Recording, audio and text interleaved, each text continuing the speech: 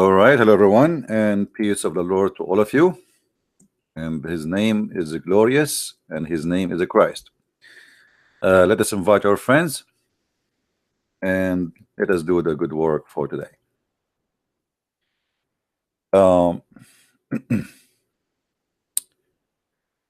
Now, for sure, we are celebrating Christmas time, and Christmas time is wonderful, right? And many of people who don't like Christianity to be around, they try their best to fight Christmas. But the same people who fight the Christmas are the same people who celebrate the New Year. I mean, look at the hypocrisy and the madness and the stupidity. They don't want you to say Christmas, but they are celebrating the year of the Lord. So I found that some people, they have a mental illness, because if you reject Jesus, why you are celebrating the new year of Jesus? I advise you not to celebrate it then. Stay home. Stay home, go under the blanket, and cover your head. However, the new year for us as Christians, it should not be and wasn't for party or dancing or drinking. This is a wrong way to celebrate. There's many people that this actually not. I mean, nothing new. People always it's easy to make them go and shake their ass and or go crazy and I'm not saying anything wrong with dancing, but you know what I'm talking about. There's some places are not really meant for dancing. It meant something else. So music is something good, and God, he made us react to the music, but the music should not be evil, should not speak evil, should not teach evil. So anything will lead us into evil, that is not right. As simple as that. And I think most of us, we agree, right? So music is beautiful as long as we say beautiful words. But the music full of the F word and racist statements and hateful teaching and violence and disgusting stuff, this is not the music no more. This is a devilish music. So you want to enjoy your life, enjoy it in the right way, and clean your mouth as much as you can. The Lord, he said, is not what go inside the mouth will make you dirty. It's what comes from your mouth. It's your mouth. It's your words. And whatever you say is going to come back to you. There are some people, they cannot even say two statements without saying the F word. I mean, is that going to make your statement better, nicer, wiser? No. So why you use it? So let us, for all of us, the new year is coming. Let us make a change in our life for better, for good. You see, my life last year should be not better than the coming year. And better here is not about money, or it's about me changing for better. Because, what can happen in the coming year, it can be good, it can be bad, it can be a health problem, it can be whatever. But there's one thing you can control. That is what you say with your tongue. So maintain your tongue, my friend, because in the judgment day, your tongue either will take you to hell or will take you to heaven. Now we go back to our topic, which is about Islam.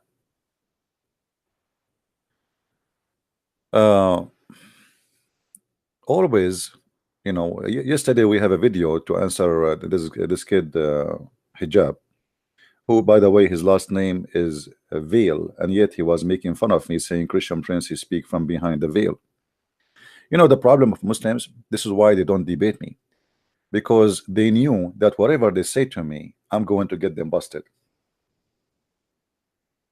How many times heard me saying, think before you talk to me, because anything you say to Christian prince is going to be used against you. So when you Muslims speak about hijab and say Christian prince is speaking from behind the hijab, Actually, if you go in the Quran, you will find that Allah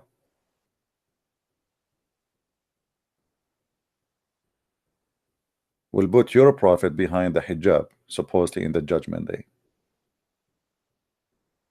Does that mean he became a female for you?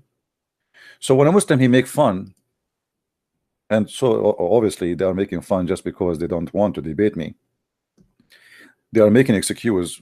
We will not debate him as long as he don't show his face. This is the same excuse Zakir Naik he said. The same excuse all of them they come with, which is silly and stupid, because people are not interested in your face and my face. People are interested of your intelligence and how much knowledgeable you are, and what you can say.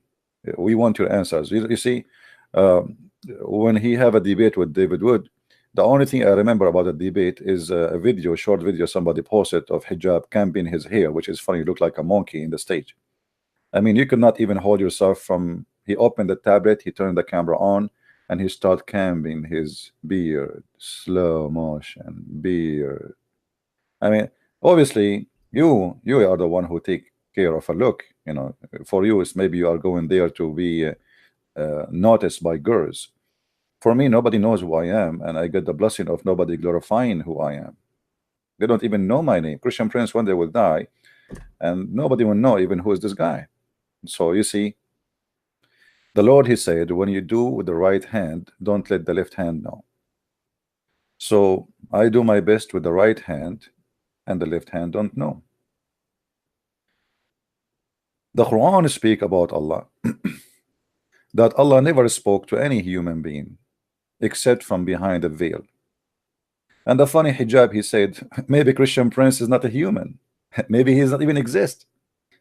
You watched the video yesterday, right? We made you hear it, you know. So he said maybe he does not exist. Maybe he is not even a human.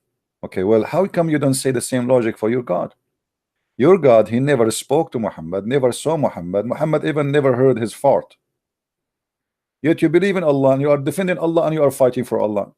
And he will notice the hypocrisy of the Muslims. They make fun of you if you are speaking from behind a veil, but their God himself, the one they worship 24 hours 7 days a week, bow down, up and down, up and down, up to, you bow down every day for someone you never saw. And you are the one who said to me, how we can be even sure that you are exist?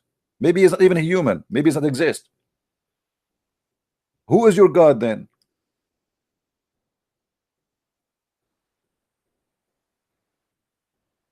So always the Muslims, they bring shame to their religion and they make fun of their God without noticing. And that's why they don't dare to debate me. Now I'm going to open my Skype, and again for the Muslims only. And if you notice in Facebook, I blocked my email. I will not receive email from anyone no more, because I'm getting a lot of silly, stupid emails. And I don't want, it's taking too much of my time to answer stupid questions or stupid comments. Enough is enough. Too much headache. And in Skype is no better really, but in Skype it's easier. I just don't even open. Anyone who send me a text, I will not read your text. You want to talk to me, call me, and you call me only when I am live on air. I open my Skype, I found like 2,000 texts. You think I can read them all? So the one who want to talk to me, feel free.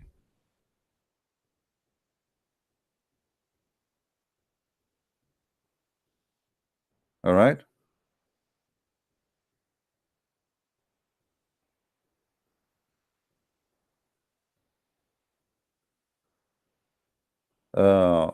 Now our Skype is open and only Muslims can call. Only Muslims can call. Do we have any Muslim would like to call us?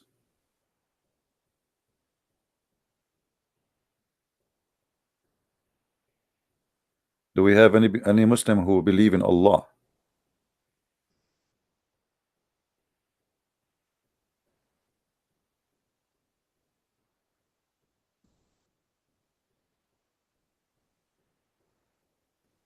Anyone?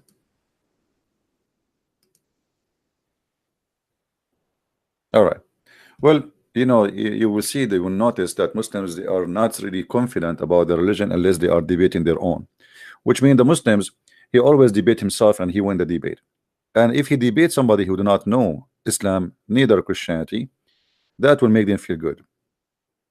And if you are a person who is very well versed, they try to make a comedy or mockery of you in order to make themselves look like winning, even though they are losing big time. So whatever kind of a Muslim you are, please feel free to call me. I don't care. If you are a mockery person like Hijab, I will treat you what you deserve. And if you are, a person who speak with respect, we speak to you with respect. So be whoever you want. I mean, I cannot, tell you what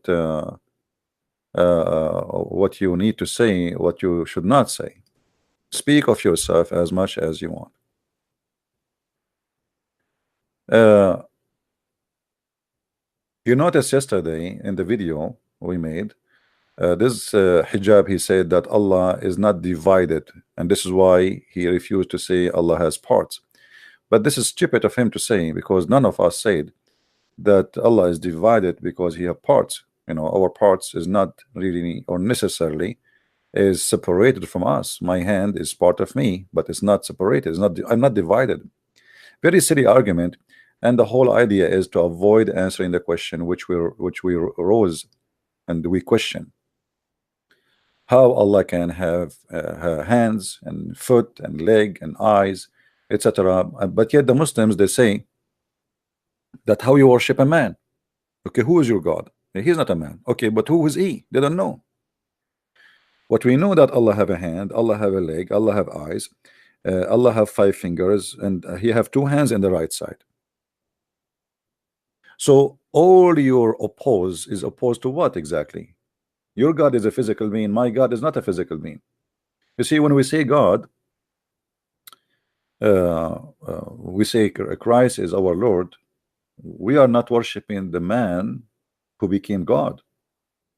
We worshiping God who is exist before he came to us as a man. That's why Jesus, he said, before Abraham I am.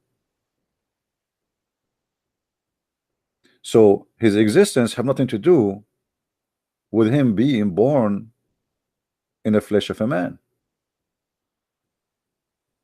But now the Muslims, they have a problem.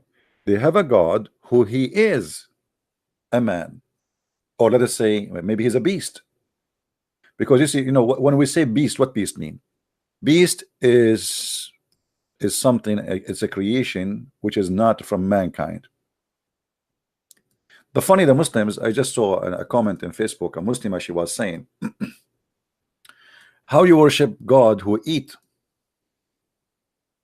So if you don't eat, you are God?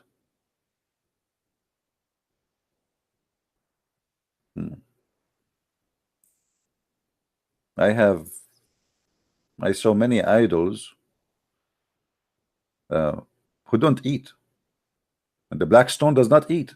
Is that why you kiss it? Is that why you Muslims, you believe that the black stone forgive your sin?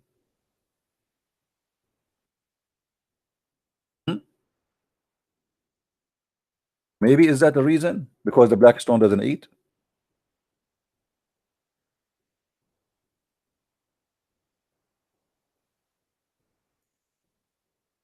The Prophet said, from Abu Abdul Rahman, a person said to him, "Oh Abu Abdul Rahman, why I do only see you touching these 2 corners," which mean the corner of the black stone and the Yemeni corner.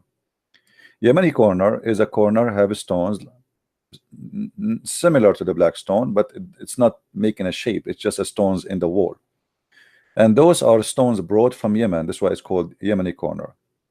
The Muslim, they say it's facing Yemen, but it's facing Yemen for a reason, because those stones are coming from Yemen, from the Makkah temple, which is the moon god temple.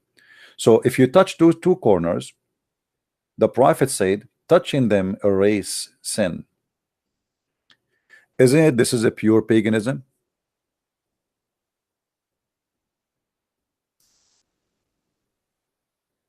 There's a hadith, but for sure the Muslims, they will say it's weak. The hadith says that the black stone is the right hand of Allah.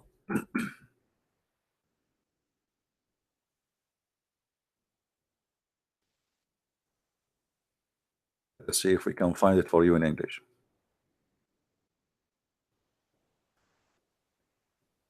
And that explained to us some of the madness of this cult. How a black stone became the right hand of Allah. Actually, I don't agree with this. I believe that the black stone was only the vagina of Allah. If you remember, there's a hadith, and for sure if you try to find the reference in English translation, the translation doesn't say any of that. If we go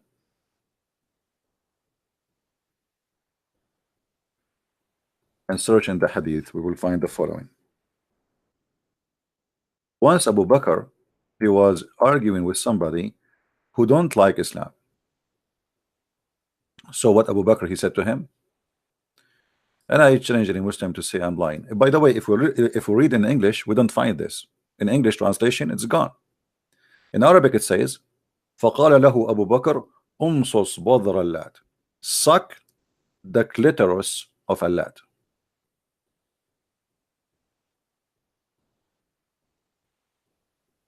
Go and suck the clitoris of Allah. I challenge any Muslim to tell me what and how and why Abu Bakr, he say, suck the clitoris of Allah. And I challenge any Muslim to say to me I'm lying. Right now, right here, live on air. My Skype is open.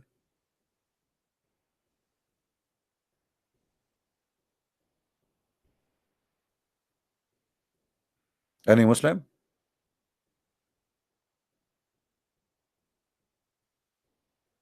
Yeah, the Lat, the goddess, Lat, the goddess, one of the goddess, you know, the goddess of fertility, of sex. And that is obviously the black stone.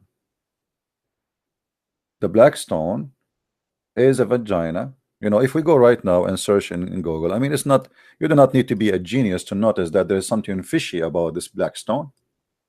Let us go to Google, peace upon him.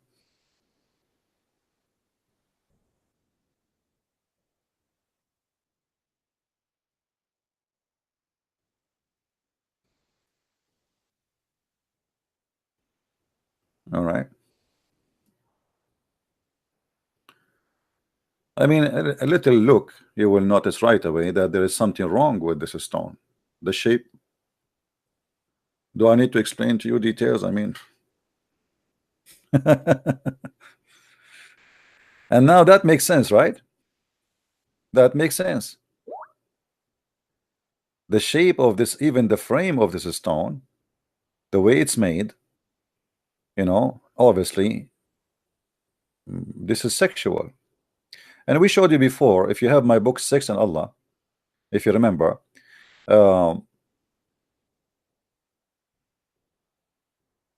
we showed you with the reference how the Arab before Islam, they used to go around the Kaaba totally naked, and the women, why the black stone became black, the Muslim, they try to hide the fact about this. They say the sin of mankind made it black, but this is not really what it is exactly. Yes, it's the sin of mankind, but what sin? Women before Islam, they used to go to the black stone. They put their hand on their vagina when they have their period, and then they place their hand inside the black stone, because they believe, because they commit sin, they are not getting pregnant. And this is why the black stone, or they believe in the god of fertility. Yeah, I hope you are a Muslim. The one is Korean. Hello?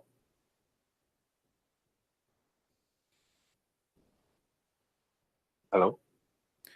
Yes, my friend. Are you a Muslim? Good evening, students. No, I'm not a Muslim. I'm a Christian. I just need 5 minutes of your time. Well, we want actually, Muslims to call us, but I will consider this time a mistake, because always we yeah. say what time, No, I when heard Christians your can call. no, I heard your life that you wanted to speak to Muslims. Yeah. Actually, I am born Christian, but I was born and brought up in Saudi Arabia, and I really never had an inclination towards Christianity because I was born over there. I lived 18 years of my life in Saudi Arabia. I'm an Indian, but I was born and brought up in Saudi Arabia. Okay. So Islam was my first religion. I was not born into it. I have not learned it, but since everybody around me was Islam, so Muslim, uh, I liked their religion. Hmm. Especially what they told me, what I've learned was all good from Like what? Like what they taught you? uh, the way they used to interact with me, the way they used to say about their religion. Like in schools and all, they don't teach details about everything. They don't teach what? So they don't teach very much in details about Islam. So all my friends, everybody I who never was heard of somebody he studied in Saudi Arabia and they don't teach in details about Islam, because as I know, there is 6 class during the week of Islam out of 25, I think.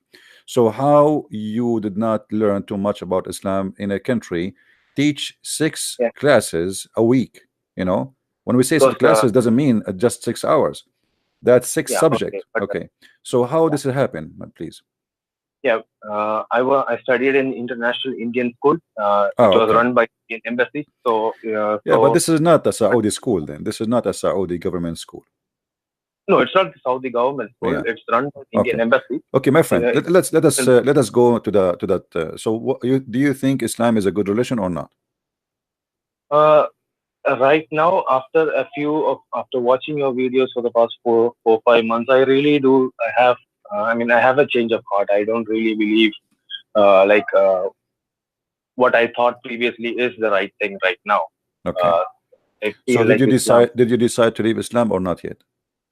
No, I am a Christian. Oh, okay. I'm born Oh, Christian okay. family. So you're saying to me you are a Christian, but because of what you saw, you thought it is a good religion. Yeah, and I didn't learn about Christianity for the first 18 years of my life because in Saudi Arabia it's banned to My friend, you live in teach Saudi religion. Arabia. You live in Saudi Arabia. Did you ask yourself why women cannot walk around on the street in Saudi Arabia? No, like I said, I didn't know anything about any other country, I know, and I I know, didn't know. I know, but still, I need to ask myself if this country is a good country, if people there Yeah, are believers, what will make women insecure to walk alone in the street? yeah. Like I said, when I was in that country, I never thought about it. But Hmm. when I came back to India, where everybody is free to move, free to walk, and they can do whatever they want, even there's no discrimination against gender. Hmm. Then I felt like okay, Saudi Arabia was like a jail to me. Like you can't have any kind of freedom. You can't have any kind of Hmm. entertainment outside of your house. You're not supposed to do anything outside of your house. Even if you wear a cross, the Muslim boys and all they used to harass us. But we all thought that it was fine because it's their country and Okay, my friend. so we thought it's all fine. Okay, Then. let us not to But waste now, my time and your time, my friend. Here we are here to debate about Islam. I respect your your experience and etc. and what you went through, and watch more and learn more. Anything else you want to say? yes, thank you for Thank your you. videos. All That's right. the only reason I know Christianity more. Thank you. Thank you. Take care. Yeah, let us guys. Here I'm trying to speak to Muslims so we can debate with them. I respect your experience, but there is something always we need to ask ourselves. You see, I'm a person since I was a kid. I am a deep thinker. I don't think about things maybe like the rest of many of people my age. When I see people in a country that a woman she is not allowed to walk alone, if we ask why, they say because it is not right. Okay, why it's not right? Because obviously she is a target.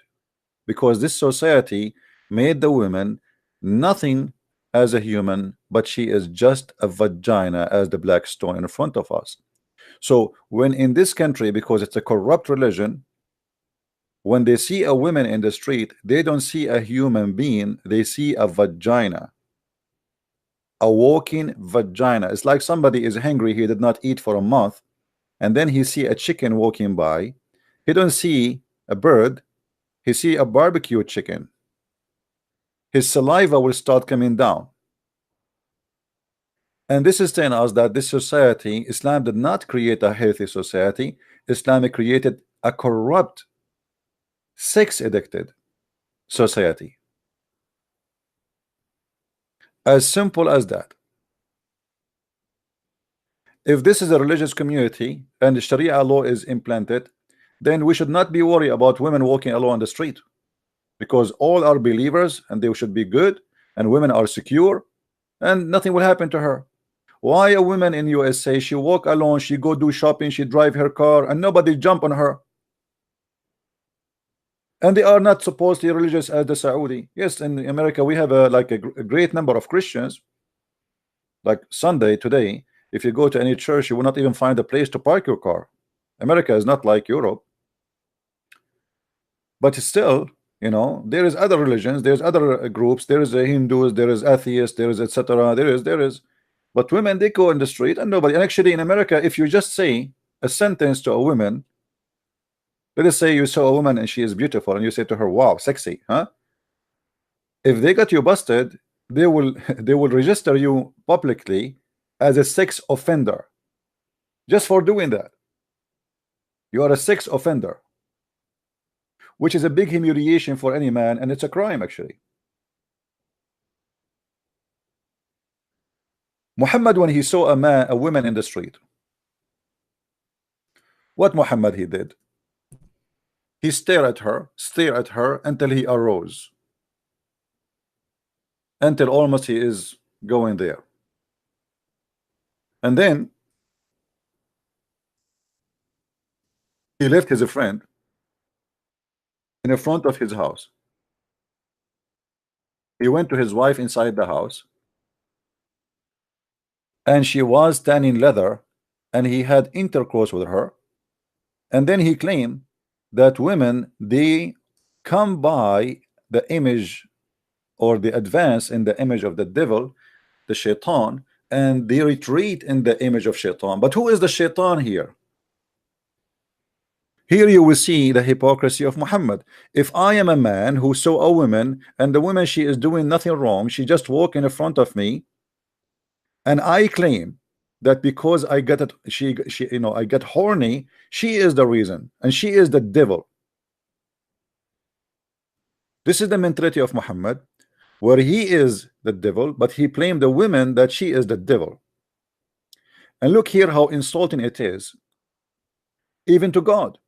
Because who is the women who is the one who made women attractive to men? Anybody can give me the answer? Who is the one who made women or created the women to look like this, to be attractive to men? Isn't it God? So why you don't say God is the devil?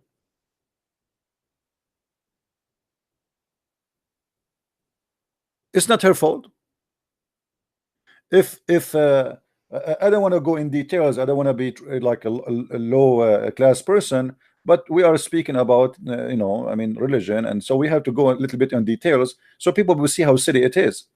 If a woman have a breast and the man is attractive to women a breast, now who is the one who made the women have a breast, and who is the one who designed the man to be attractive to the women breast? Isn't it God? So why you are blaming the women, but you don't blame your God?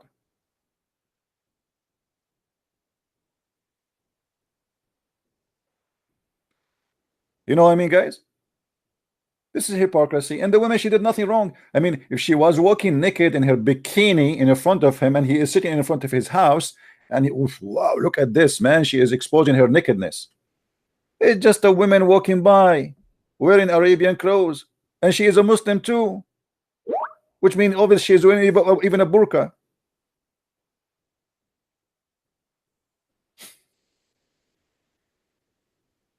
So wearing the burqa did not make Muslims better men,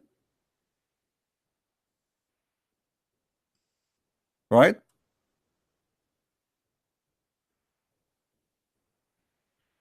Somebody asking me, what do you say about Osama Dakdok? Do you think he is like Walid Chubat? I mean, what does have to do with my topic, guys? You know, sometimes we have a flight of thoughts. People, they are taking too much hashish and they send me a message suddenly. What do you think of Walid? Somebody told you I am God.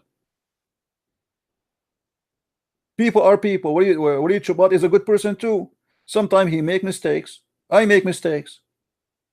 Doesn't make him an evil man. I mean, what's wrong with people? Judge them by their fruits, my friend.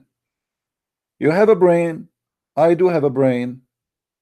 Judge everyone by his fruits. When he do wrong, if the lifestyle of a person is wrong, that's mean he is a bad person.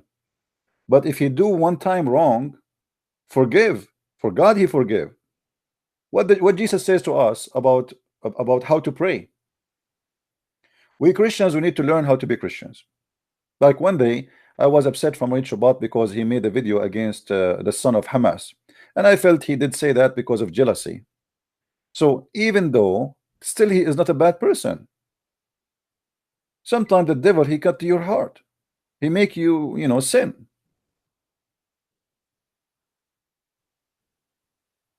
Forgive, my friend. When they asked the Lord how we pray, he said, say like this, pray like this, our Father art of heaven, and then right away forgive to us as we forgive to others. So even if a person he did sin into me, I don't deserve forgiveness of the Lord if I am not willing to forgive to others. So we are not here to judge, we are here to judge fruits, not a person. So Walid Chubat, he did a great job exposing Islam. Osama Daktok is a wonderful person exposing Islam. But yet every one of us, including me, we have our, you know, pump here, there. You know, we are human, we do things which is sometimes not right. So let us judge the fruits. If you have a tree and have the tree have a 5,000 wonderful orange and there's one of them is damaged, are we going to say this is a bad tree?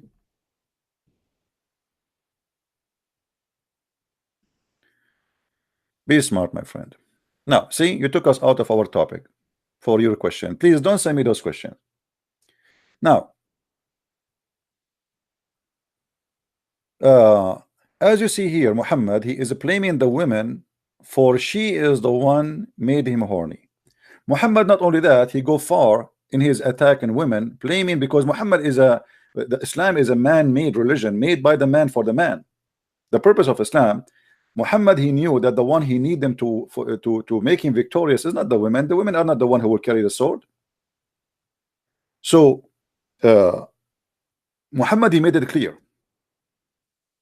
that if not Eve, no woman betray her husband.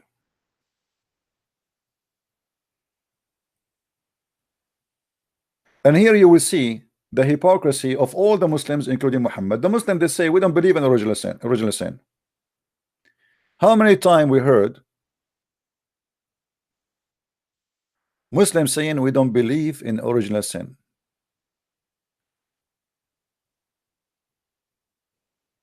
But this is original sin, but in the wrong way. We do not believe that a woman she cheat today because of Eve. This is the wrong idea of original sin. We believe that we are out of heaven because of original sin. We don't blame Adam and Eve for my sin today. That is not original sin. Adam, he did his sin, I did my sin. All what we say that the original sin is the first sin done against God. This is what original sin is about. But here Muhammad, he is using his stupid logic saying that every woman today, she cheat just because of Eve. And this is absolutely false. Are we following, people? Do we have any Muslim here? He have an objection. Who is a Muslim? He agree with his prophet that if there is no Eve, no woman betray her husband. Who of you Muslims agree with that?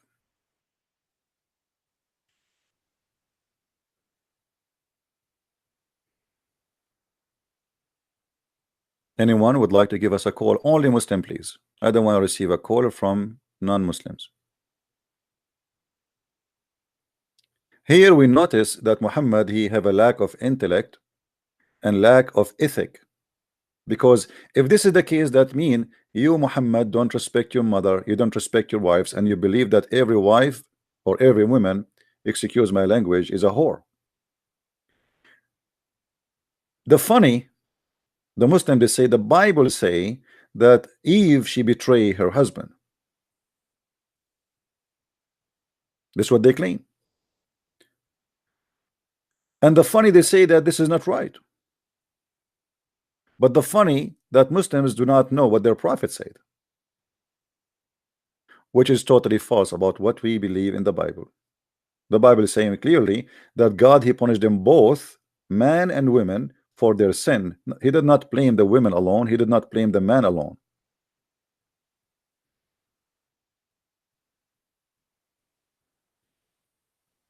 Do we have any Muslim who would like to give us a call?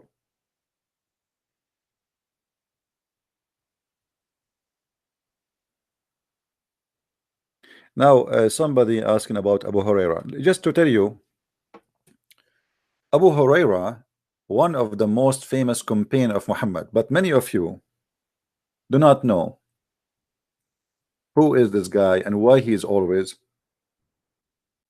with Muhammad.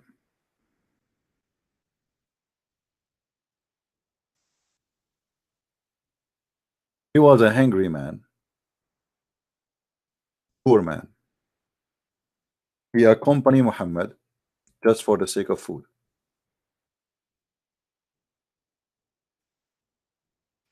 It's like, you know, you have a homeless in town.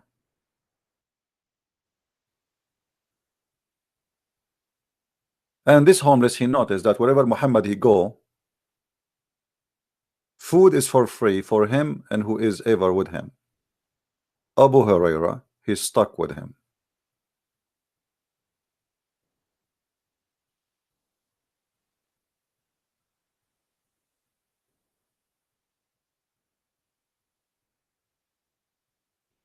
And if there's any Muslim here who will say it's not true, by the way, you can give me a call and I can show you the reference.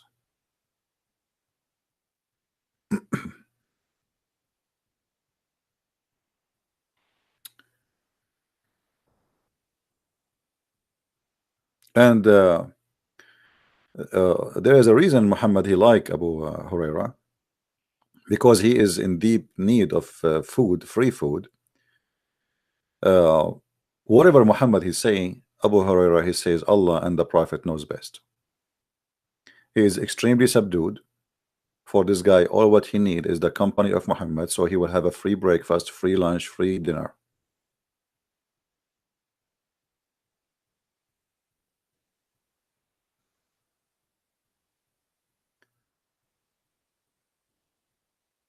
Any Muslim would like to call us?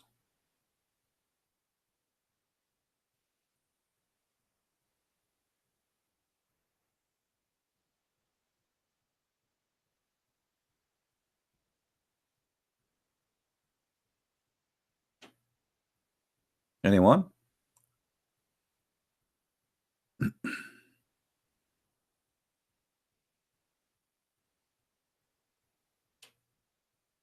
All right. Well, obviously the Muslims, they have no answer and they are not really too much proud about their prophet. Now we go back to our topic about Allah having parts.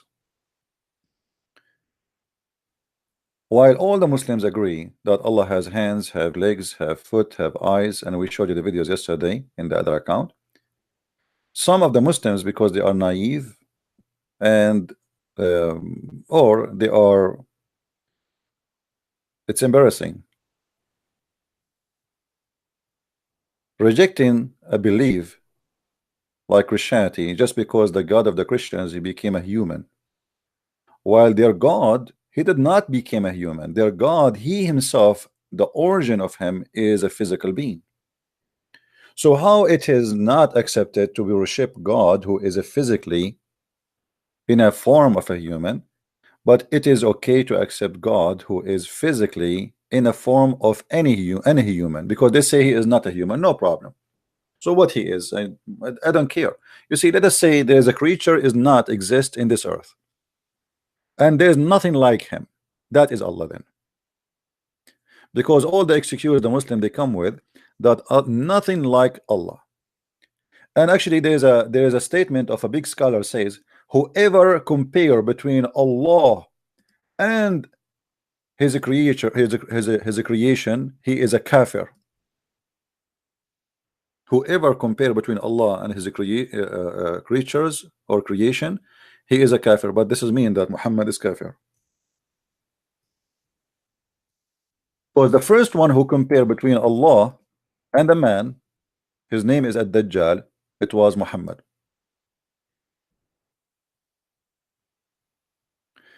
And this is my experience with Muslims through my, like lifetime experience, that Muslims they have big mouth, they say stupid things, and then they will regret.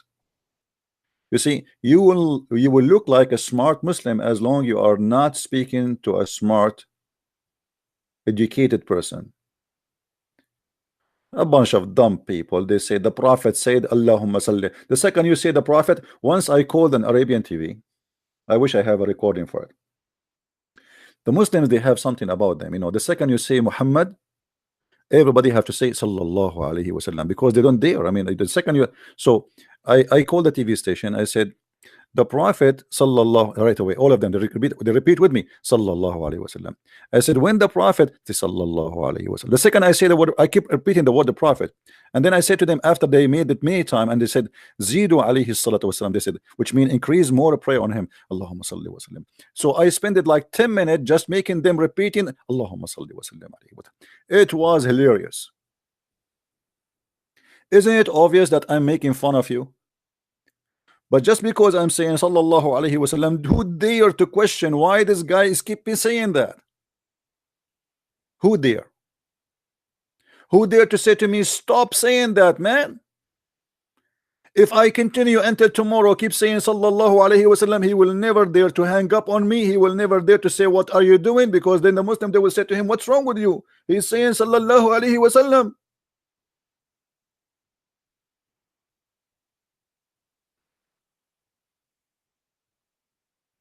Madness, stupidity, too much hashish. Hashish. Everybody is high. Just say sallallahu alaihi wasallam. Everybody is in the high fire, in the shelf.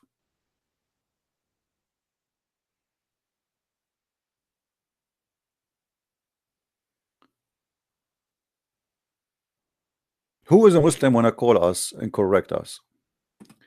Yesterday actually I blocked a Muslim who wanted to call me badly because he became so annoying. So let us see. I will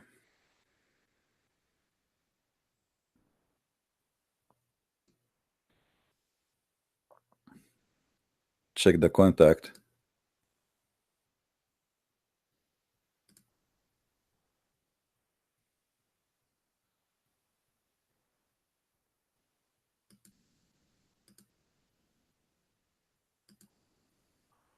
Actually, I'm blocking everybody in my contact just for fun.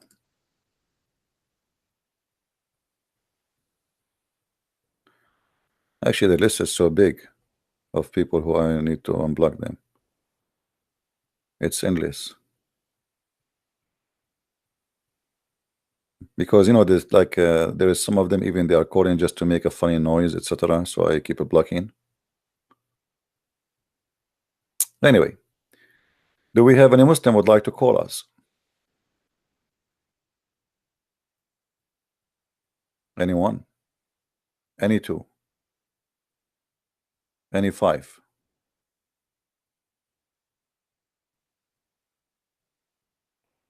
All right.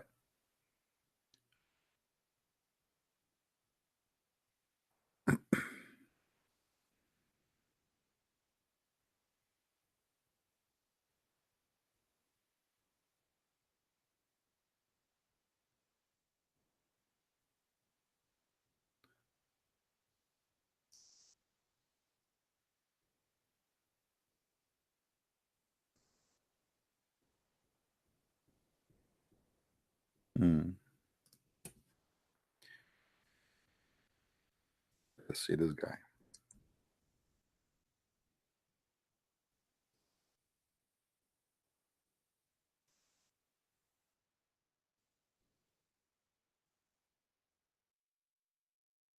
See, we're trying to get you customers, what we can do.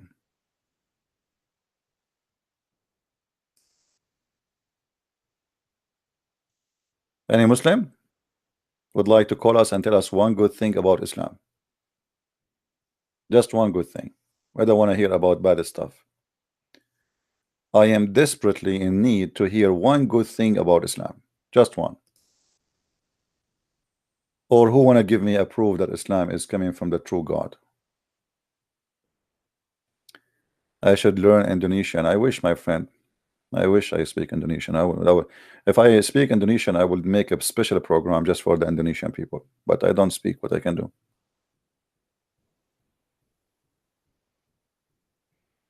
Anyone?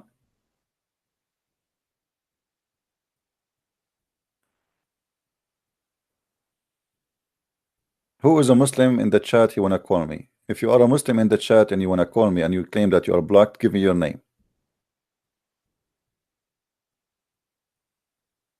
And learn something. If I say to you, don't call now, we are talking, I want to finish the topic, don't call.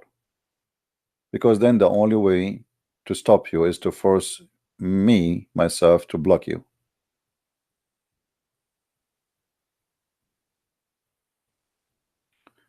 If you say in Arabic, Allah, yeah. So hold on. If you say, one question, if you say Arabic, Lu Allah, SW2 SAW, I don't know what does that mean. Well, his name is a troll, what I can say. Do we have any Muslim would like to call us? Mayday, Mayday, we need a Muslim who understand his Islam.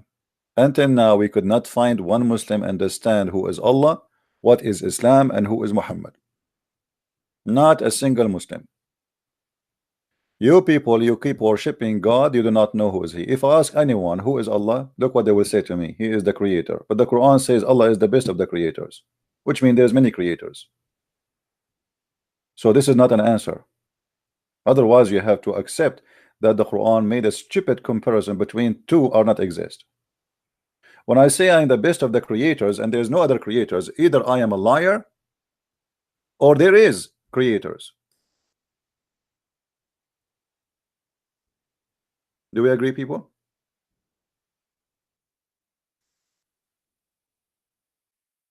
Imagine Adam, when God he created him. Adam, he said, I am the best of mankind. But you are the only man is exist, Adam. That's a lie. How you can be the best of mankind if there's no mankind except you?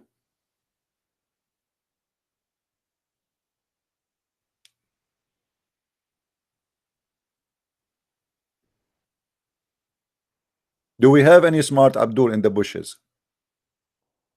who want to explain to us when Allah he said he is the best of the creators, he was comparing himself to who? Any Muslim?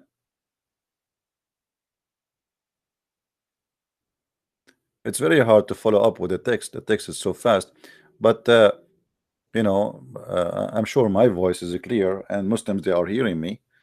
You want to answer me? Answer me by you know. You see, have you ever seen any Muslim open their Skype, open a challenge for anyone to call? All those famous ones, you call them scholars. When the last time we saw Zakir Naik having a debate with a Christian scholar? Never. Never. And you know, I warned Christians, don't ever accept to have a debate in the format they say it and they do it these days, like 5 minutes for me, 5 minutes for you, because this is a very stupid, silly conversation. It's not a debate. It's, you know, you take the mic, you start saying, I wonder how, I wonder why. Yesterday I saw a big fly, and oh, what I can see, a bunch of idiot around me. And then you take your mic, you says, I saw a rat, and he was so fat, and I do not know what happened to that rat, and all what I can see around a bunch of chickens around me. And now your turn. I took the mic. I do not know what to say, and whoever even care what I will say, because everybody is sleeping and snoring at me, your mic. So there's no debate. It's just a guy. He take the mic. It's your turn. Whatever he say, but nobody answered. There's no enforcement for answering the question. When David Wood, he said to Hijab, why you Muslims, you wash your face with the spit of Muhammad? He said, if the spit will make me a god. This is the answer. Okay, I'm God now. This is an answer. This is how you answer a very serious question like this. This is just a kid, idiot, trying to avoid answering the question. And this is why I don't like this kind of debate. A real debate is both they have a crossfire. You say something, I say, look, you say it right now, not after 5 minutes after everybody sleep and take a nap. And people forgot what you said. Don't debate the Muslims in such a way. It's a waste of time. It's stupid. Put him right away in the corner. Make him wear the hijab of Allah, the burqa. Any Muslim would like to give me a call?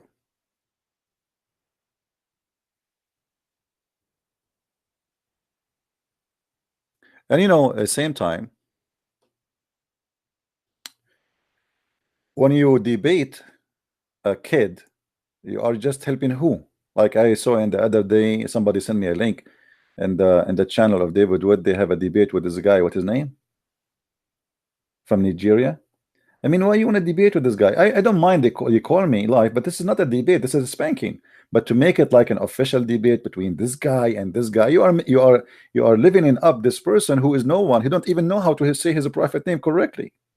What debate?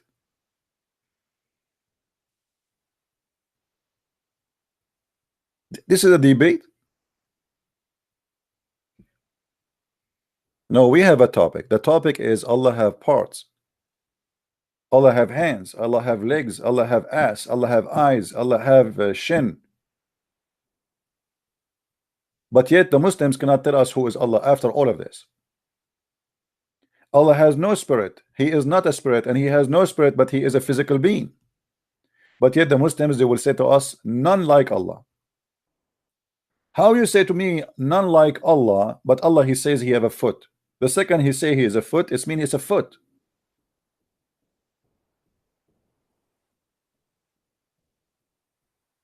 There is a Muslim saying to me, you are lying. Call me, my friend. Okay, call me and prove it. Guys, here we go. We have a Muslim in the chat. He says you are lying, and he will prove it to me. Give me a call, my friend.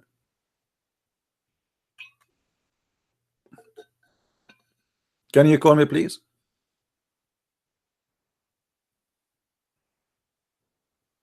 The one who said you are lying?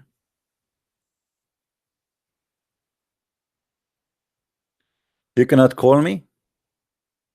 You need to be private. Okay. No comment.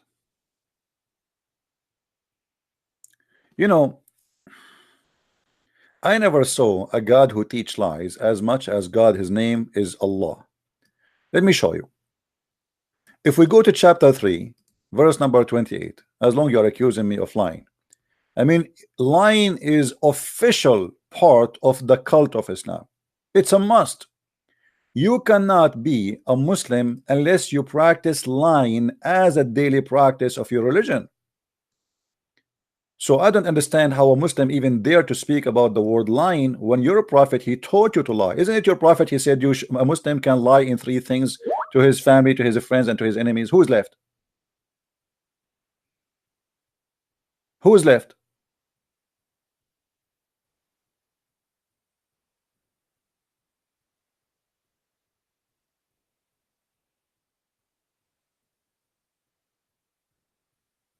Don't tell me science confirmed the Quran. If you are a Muslim, call me. If not, don't send me text. I will block you. Read with me carefully. The Quran teaching the Muslims that they cannot take non-Muslims as a friends. And the funny, the Quran call the non-Muslims hypocrites. Yes, the Quran call us hypocrite, but look what the Quran teaching them. The Quran teaching the Muslim to be hypocrites. Look, it says, take not. Okay, look like we have a Muslim. Hello?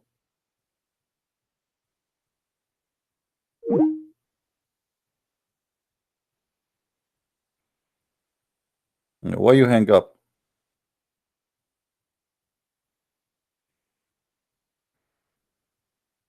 And why your camera was open? I saw something. I don't know what is that. Is that your private part?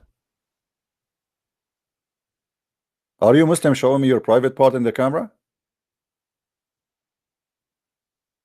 MashaAllah. I don't know. Maybe I'm mistaken. I saw something weird. Hello? Yes. Who is this? Why? Wait, hold on a second. Your name is Rahim. How are you, Rahim? Wait. Okay, I'm waiting. Yes. Why you are calling me, Rahim? Hello. What do you want? How I can help you? Are you following with us in the topic? The topic about what? About that you should lie to us. You say to us you are our friend, but in fact you should hate us. Who said that? The Quran. Here we go. It's in front of you. Do you see the screen? Yes. Okay, read it for us. Go ahead. It says that you cannot take Christians or Jews as a friends, and if you are sincere to take us as a friend, if you are sincere, which means if you mean it, the one who is Yes. sincere, who take them as a friend, seeking honor and might with them, by taking the hypocrite and disbelievers as a friends, he has no Yes. connection with Allah. So if you take me as a friend, you are not a Muslim no more, and has no honor No. or No. mercy, or No. what do you mean no? No. Where in the Quran does it say you are no more a Muslim? Allah just doesn't like it.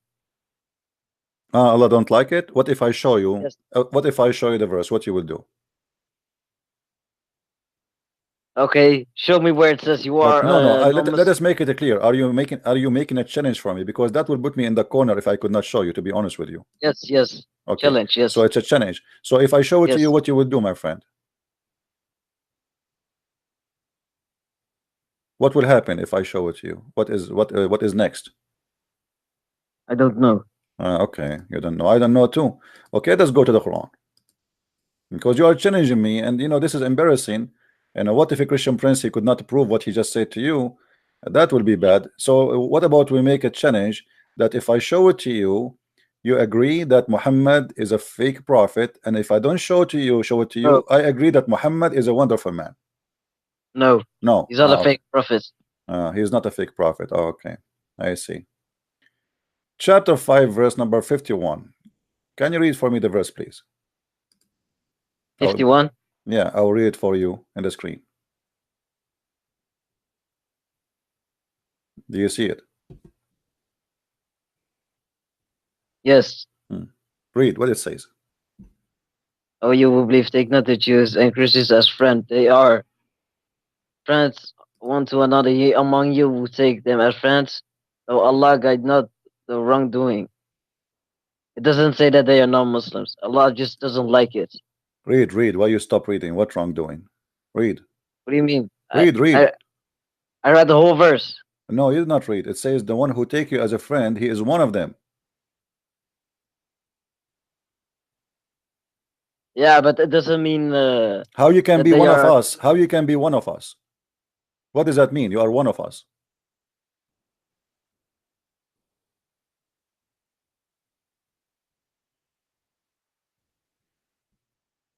I don't know. I don't know too. You tell me. You want to call a friend? But saying it's a non-Muslim is a big thing. But some must what must? What must? Saying in this verse, according to you, saying if you take Jews and Christians as friends, then you are a non-Muslim, but that's not true. Okay, what if we read the interpretation for the verse? Is that okay? No.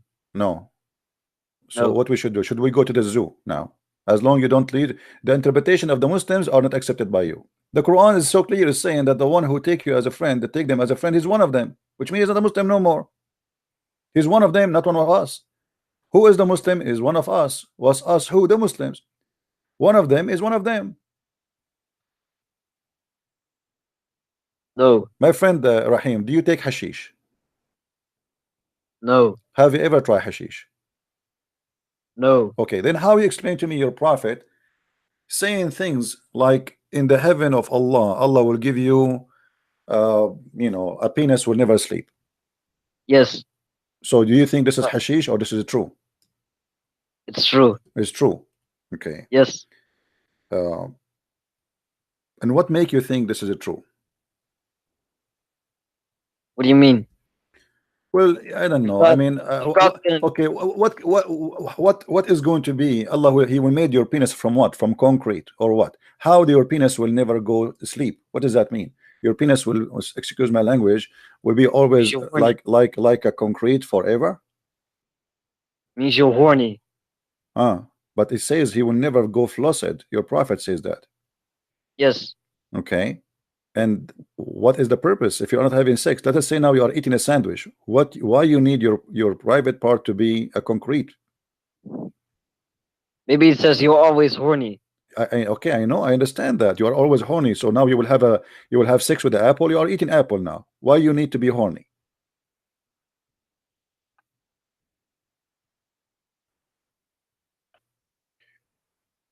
Huh? Yes. Are you laughing at yourself again? Okay, he's laughing. Yes, yes. Yes. Yes, sorry. Oh, okay. Why you are laughing? Are you laughing at your religion, my friend? No. So show respect to the penis of Allah. This is a penis will be given to you from Allah Himself, my friend. Show respect, please. Don't forget, my friend, when you go to heaven to take selfie with it, okay? Who is a Muslim? He is an adult. He want to talk to us. A Muslim, he can hold himself from laughing at Allah when he speak to me. Any Muslim? I mean, obviously, if you read this, obviously Muhammad is a true prophet. How the prophet he knew this? Not only that, he described that Allah, and by the way, this is a weak hadith, as usual. Why you are calling me? Why you are calling me again? Well, why are you hanging up? I'm not laughing. I don't know. I heard you laughing. Okay, No, I swear by Allah, you were not laughing. I swear by Allah, I wasn't laughing. Okay, swear by Allah that your penis will not go flaccid when you go to heaven. No. Why no? Okay, let me ask you. If I ask you right now to swear by the fig, are you willing to do so? By what? By the fig. Fig? Fig, fruit. You know the fig, it's a fruit you eat. Fig. Yes. Okay. Are you willing to take an oath? Say, I swear by the fig, I was not laughing. I swear by the fig, I was not laughing. Okay, let me ask you. Don't you think it's a silly to swear by the fig? Yes. It's silly. Are you sure? Yes. Okay. So how your God, Allah, he swear by the fig, my friend? He swears by everything. I know, but a second ago you told me if you swear by the fig, it is silly. Yes. Okay, so why Allah being silly according to you?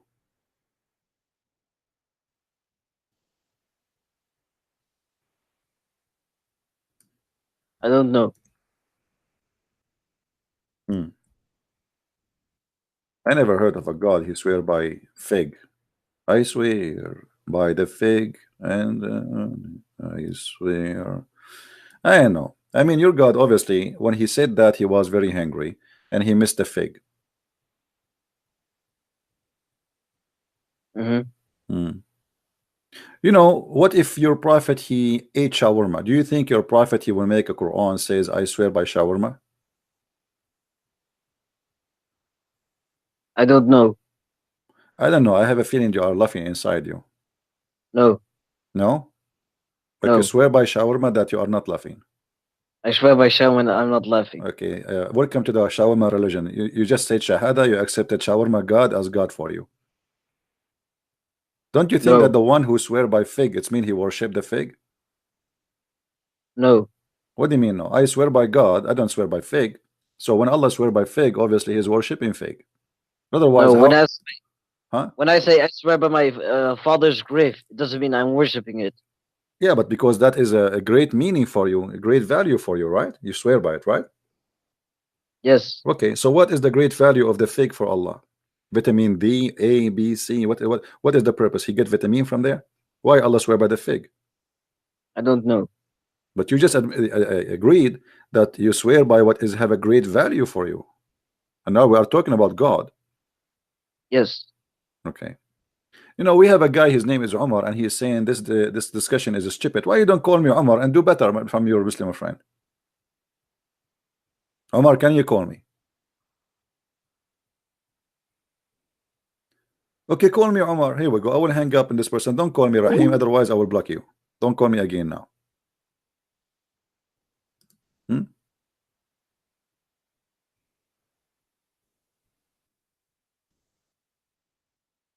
Any Muslim?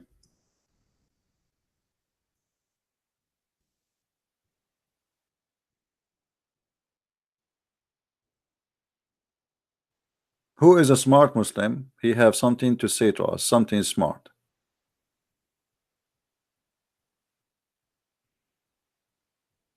Thank you for those who they are making donation. May Allah provide you with all the fig and the olive you need. I swear by the fig and watermelon, I swear. This is serious, man. God, he swear by fig. I mean, the God who created the galaxies, the stars, now he is swearing by fig. Don't you think this is really deep? You know what? I guarantee you, if you're a prophet, he heard. Don't call me Rahim again. Don't call me. I will block you. I warn you. One more time you call me, I will block you. Okay, here we go. You ask for it. I will block you. Here we go.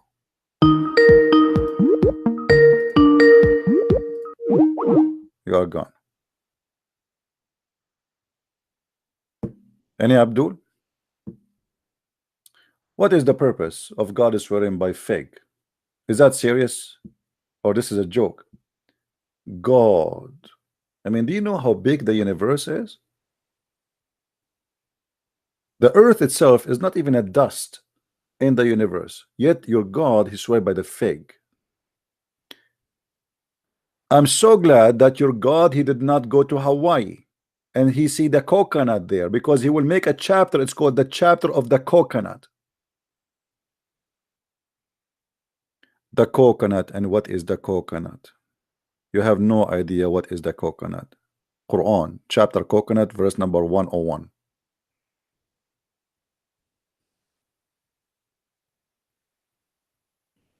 Any Muslim can tell me what's happening here?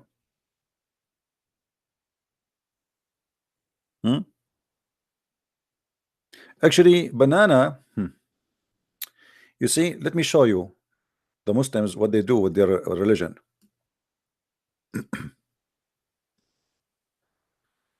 Hold on.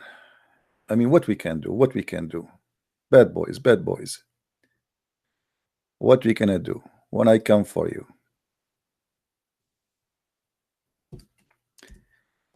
If you search in the English translation for the word banana, you might find some translation they are coming with the word banana. Let us see. I forgot which translation was. Let us see. You see, I'm choosing as many as I can. Okay, let's see. Here we go. I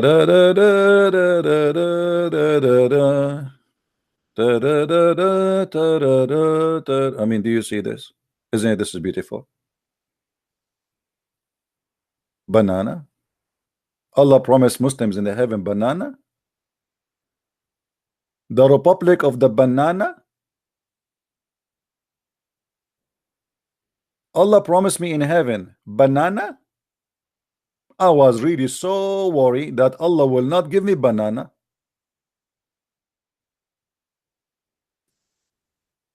I'm so glad that we have banana.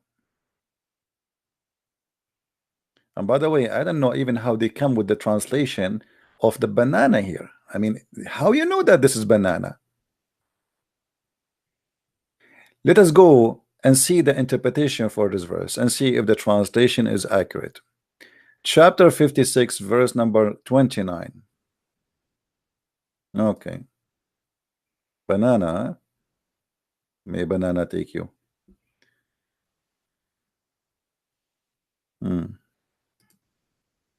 What a banana god.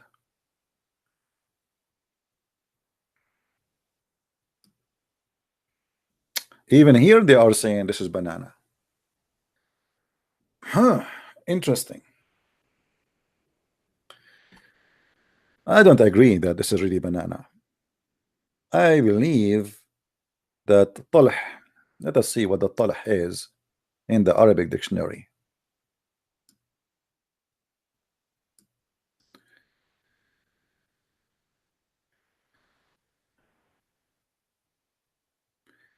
You see, when you say that طلح,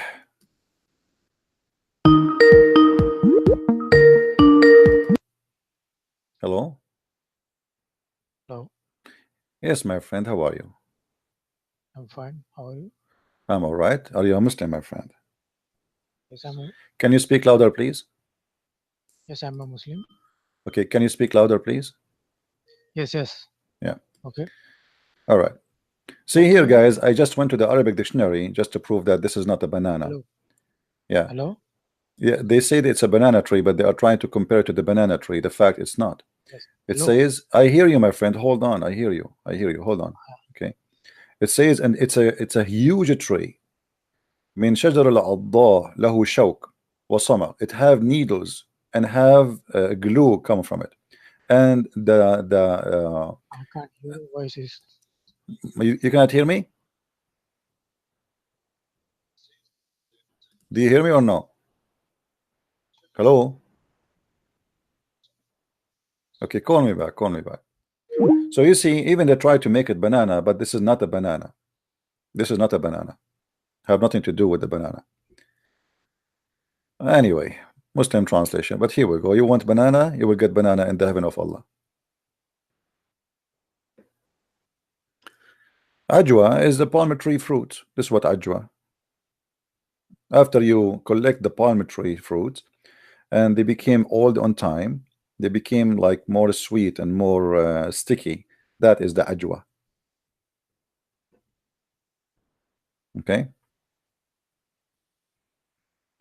We go back to our topic. Do we have any Muslim would like to call us?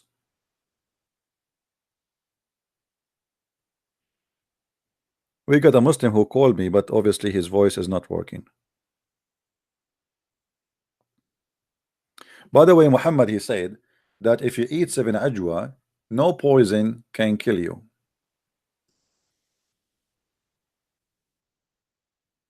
And no black magic can affect you. Hello? Hello. Yes, my Hello. friend. How are you? You hear me? Hello. Do you hear me or not? Yes, my name is Omar. Hey, Omar, how are you? I'm fine. Can you mute YouTube, Omar? Can you please mute YouTube so we don't have the two sound coming? Okay. If you don't mind, Okay. please. Okay. My question is, there is violence in Bible and all the Bible scriptures. So I don't want religions means religion without violence means no violence at all. God should not punish anyone, but there is violence in Bible. I saw there is a violence in Bible. Are you a Muslim, my friend? Yes, I'm Muslim. Telling you. Do the Quran teach violence? What? Do the Quran teach violence? No. What I'm asking you, say me. There is a violence in Bible. Okay. So if I want to, I accept Christianity, but I don't want violence at all. I'm saying at all means no single words should be of violence, no harshness, nothing. Then only I can. Yeah, but I'm trying to understand what you are trying to say. Do you accept the Quran because the Quran have violence in it? Do you accept the Quran as a book of God for you? First, answer my question. I asked you. My friend, I'm answering your question. I'm asking you. I'm asking you. I'm asking you. Do you reject the Quran? Do you accept the Quran after you see the violence verses? No, you're avoiding my question. First, listen to my question carefully. I'm asking. I want to accept Christianity, but I don't want any of the violence. Means nothing at all. No single words of violence should be there in the Bible. In all Christian scriptures, there should be no violence at all.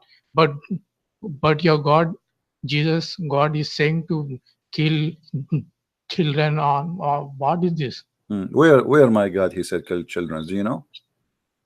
What? Where my God, he said kill children. No.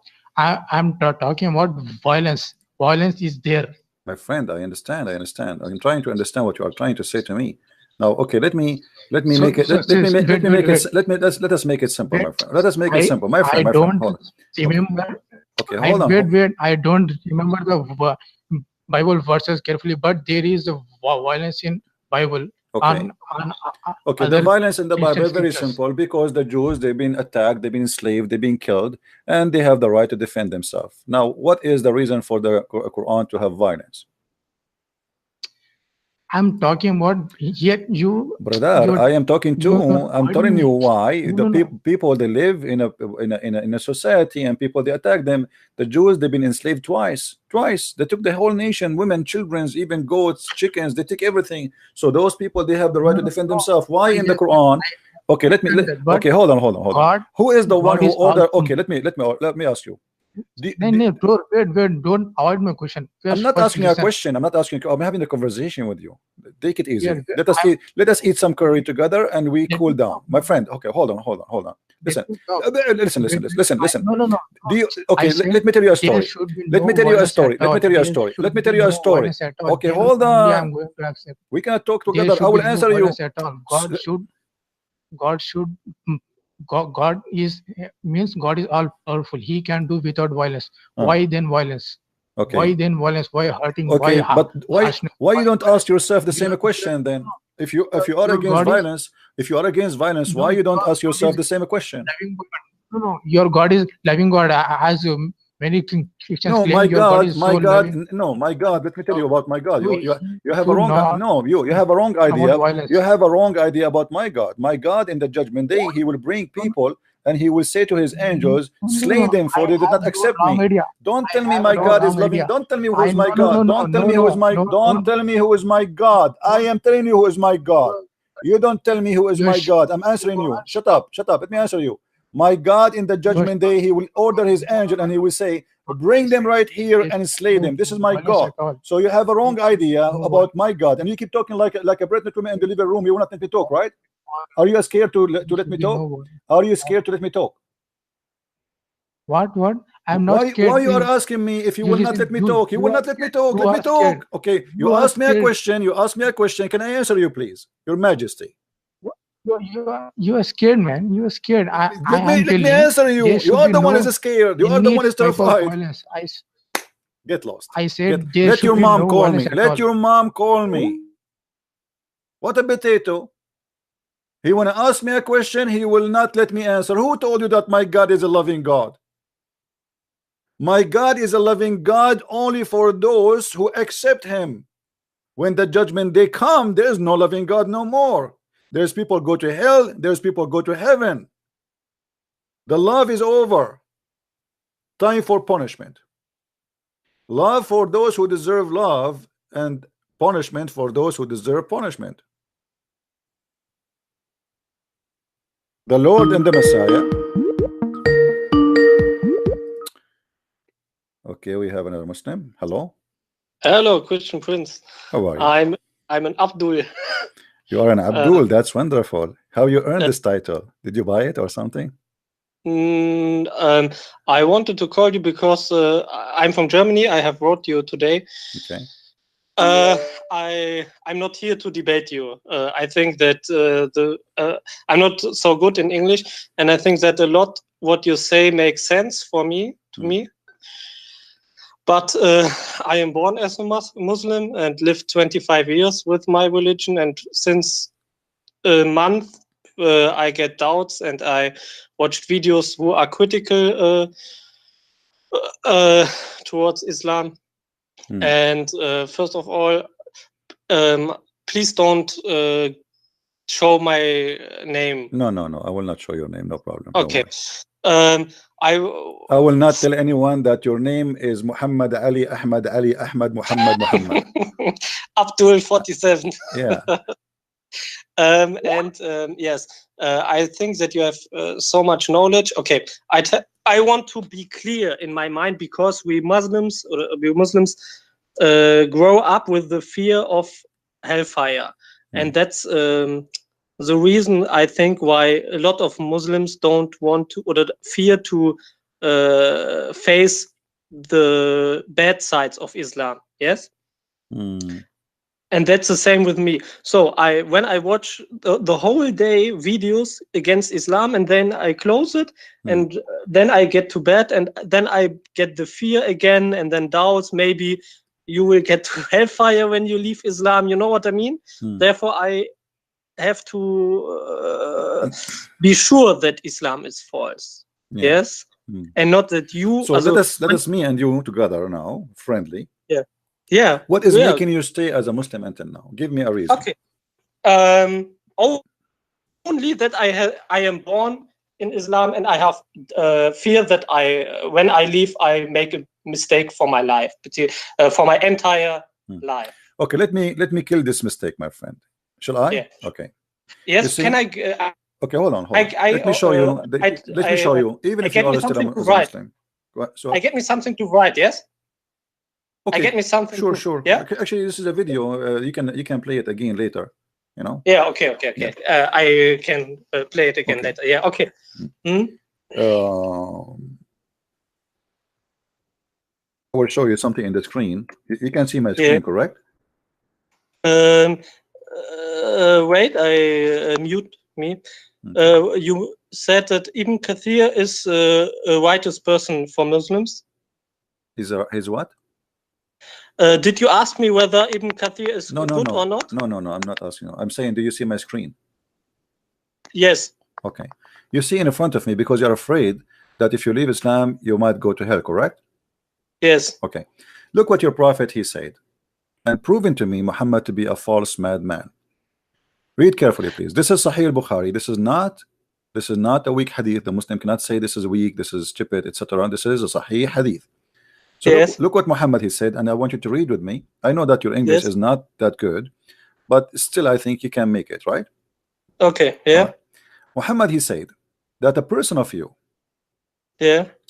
after Allah, he created you, he have an angels, they come and they write your destiny. They write your, they write your fortune, your if you are blessed or not, you will be in hereafter, blessed or not, etc. So everything Islam, you know the Muslim, they believe in something is called al-qadar. Do you know what al-qadar?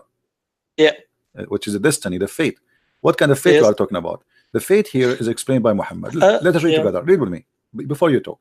Okay. Muhammad, he said, and by Allah, Muhammad swear, and by Allah, a person among you or a man may do deeds of people of the fire.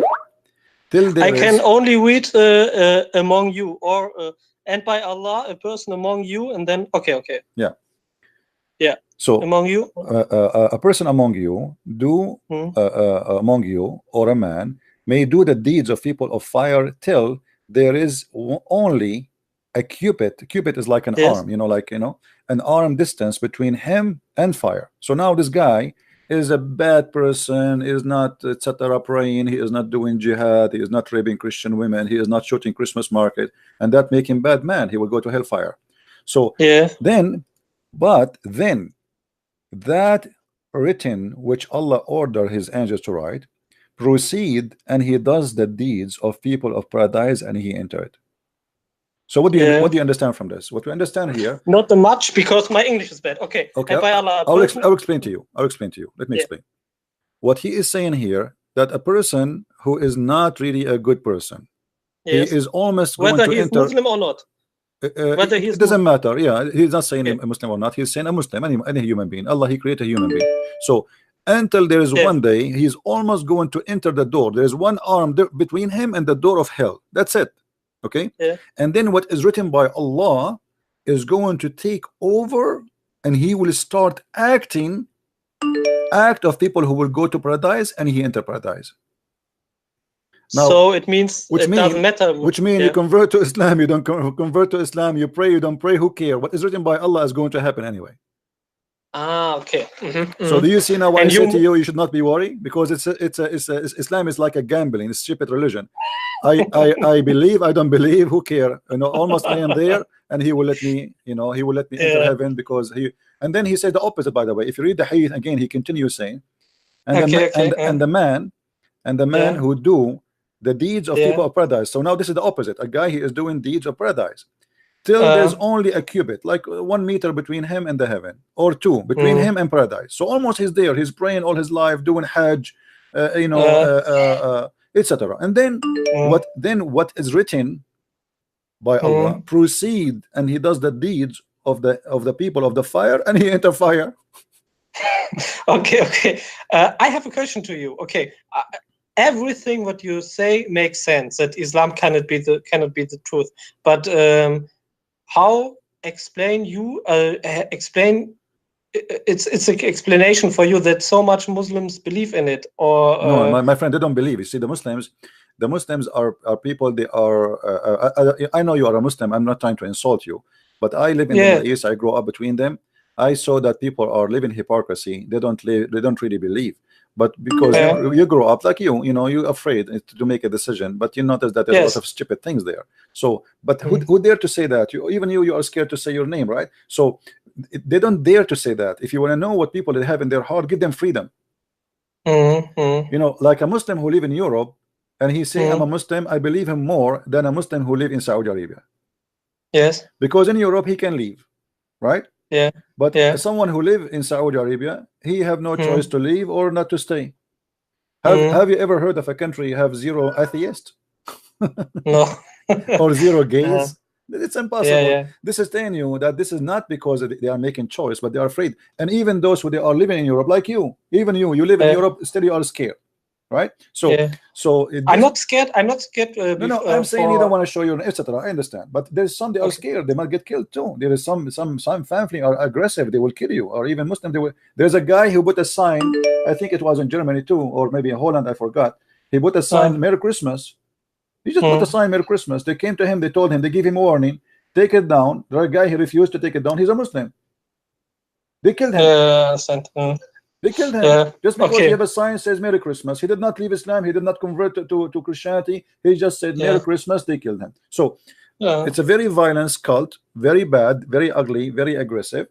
But but let me tell you, I'm not here to debate you. I'm just. I know. I'm not debating you too. I'm not. Okay. No. You can debate me, of course, because you want the best for me. I understand that.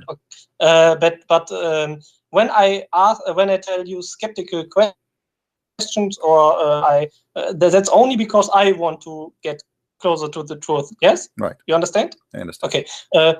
For example, a friend of me, he is one of the best persons I know, and he is a Muslim. Okay. He is such a good person, so I ask myself whether he just take the good things of Islam, or maybe is it? I ask you. He's really a good person, a really good person, a good character, and he is Muslim. Yes. Okay. And he loves his God. Whether it's he is a true God, or whether he just imagined that there is a God. Let's beside, yes.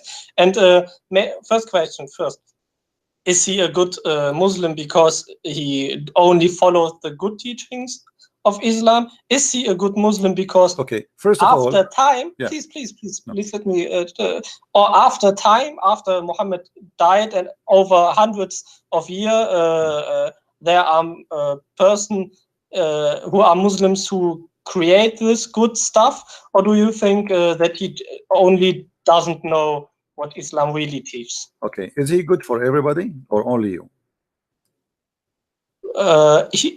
He is a nice person, really, No, not only to me. He's nice to the Christians too. He's a friend. He have a Christian friends. This person. Yes, of course. He's living here in Germany. All right, no problem. That's mean he is not a Christian. He's not a Muslim, my friend. Because because the Quran, read with me please in the screen. The Quran says, chapter 5, verse number 51, that the one who take Christians or Jews as a friend, he is one of them. I know this. Okay, first. so and I don't get a better explanation than literally. But what do you think are moderate Muslims? There's nothing called moderate, my friend. So do we have a moderate Quran to have moderate Muslim? Do we have moderate Muhammad? This is the Quran. This is Islam. No, I understand you. It makes sense. Okay. It makes sense. Yeah, but what I'm trying to say to you, I know this verse. If this guy, if this guy, you call him a Muslim, but he don't want to follow the Quran in front of us, he is not a Muslim for me. Okay. Because but what make me Christian? Hold on. What make me Christian? If I follow Jesus, if I say there's something Jesus he said I don't like, I don't want to say, I don't want to do, it's mean I'm not a Christian. As simple as that. I understand. You know what I mean? This is not only for Muslims. If somebody he says a Buddha, but he don't want to accept the teaching of Buddha, that's mean he's not a Buddha, right? So Buddha or Christian or a Muslim is not somebody he call himself a Christian or a Muslim. Not somebody is born of a Muslim family. It is somebody who practices Islam. And as you see the Quran saying that if you take non-Muslims as a friend, you are one of them.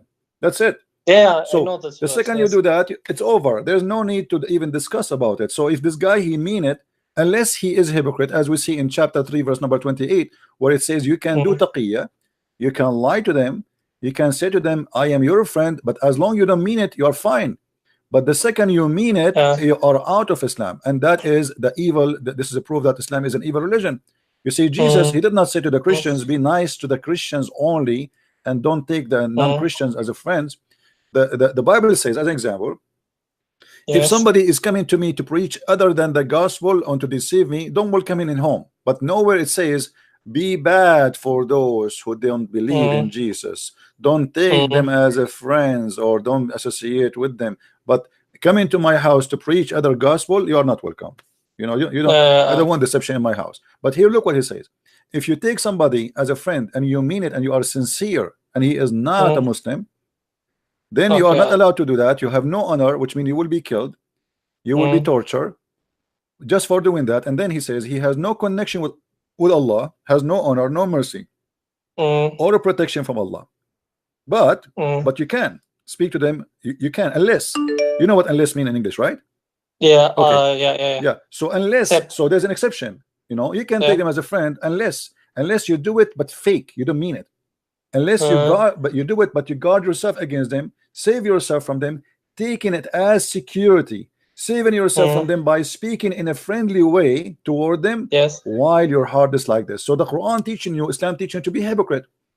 You can be very nice to me. You can be my neighbor. I am a Christian and you are a Muslim. You can say, hey, let me help you to cut the grass to show me that you are a nice person and you are not really somebody to be worried about because you're a Muslim. He is allowed to do that. He's allowed. As long he don't mean to be my friend, in his heart he dislike me, he hate me, but in his words he can say all the kind words for me. And here we go. This is not my interpretation for the verse. This is chapter 3 verse 28. No, I understand. Yeah. But I give you skeptical questions because I don't want to ask after I am convinced that I want to leave Islam. I want to go. I have the feeling that Muslim scholars are lying. My friend, everything in Islam is based on lying and deception. Muhammad himself, he said that the war is deception. So this is for the Muslims. Anyone is not a Muslim, he is in war with Allah. The second you don't accept Islam, you are in war. Same time, they knew that you live in Germany and you are free to leave. And then the only way to keep you in, especially you are not one of them who like violence and killing and etc. So the only way to say to you Islam is good is to say to you what you like to hear. Yes. You see, a second. I don't know if you heard me. A guy he called me just 5 minutes ago and he said the Bible teach violence. Do you remember? No, a guy he called me. He said the Bible teach violence. I did not say to him. I did not say to him, no, this is a lie. This is not. I don't play games. We say it as it is. When we say why, the Muslims they play games. Suddenly, Muhammad is an angel. Muhammad, he don't kill. Muhammad, he don't rape. Muhammad, he Yes, don't, etc. yeah. That is because they are hypocrite. For us as a Christians, we Okay. don't, we are They not are like- allowed to. Even Jesus says either you say yea, nay, or nay, nay, which means either you say yes or no. You are not even allowed to swear, because swearing is for liars. But Muhammad, he said the opposite. In the case of Muslim, he can even swear by Allah, taking a false oath. Yeah. So how we can trust a Muslim if he's a liar? But how do you explain to yourself that Muslims exist who are good persons? Is that because they don't understand the real Islam? My friend, Yeah. a human being, God, he created us to be good, not to be bad. And Yeah. God, he put inside us what is good to be good. But then we Yeah. corrupt ourselves, and then either we follow the good of God or the good of the devil.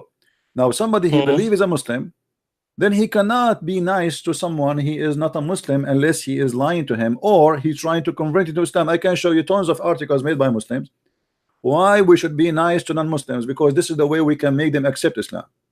So but why they are doing it? I believe that a lot of Muslims who do it because they think that it's the right path. You know what I mean? but this is no, if They do it because they think they love. my friend, they no, my friend, the right path is what Muhammad said and did, correct? Yes, Okay. I understand. So if I don't do in agreement of what Muhammad said, then I am not doing the right path. So we showed you how they can, this is the right path if they don't mean it, which means if they don't mean to be your friends for real, then it is the right path. So he can do that. But a Muslim, he been ordered to do jihad in order to kill and to fight the non-believers as long as he could. So either he is a Muslim or he's not. Can he take you as a friend? Even the Quran says, I don't know if you know, the Quran says you cannot even take your family as a friend. You know that? I watched this from you. I heard it. In chapter 9, verse 29, it says clearly that a Muslim person cannot take his family, your father, the one who gave birth to you from your mother, he cannot be your friend. Neither your brothers can be your friends because they are not from believers. So as long how I can be, how I cannot be a friend for my own family, and then I will be good to others. Those are my family. If I cannot be good to my family, I mean, who's left?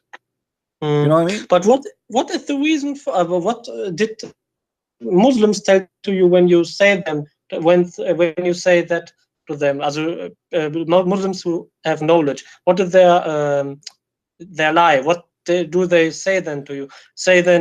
Do they say then it's just because the time was war? Or no. You see, there's two kinds of Muslims. There's Muslims who live in the West, try to spread propaganda for Western to fool them, and there's Muslims who speak Arabic, speak to Arab people. When we hear TV in Arabic, is different from when we hear them in English speaking. In Arabic, they say it as it is.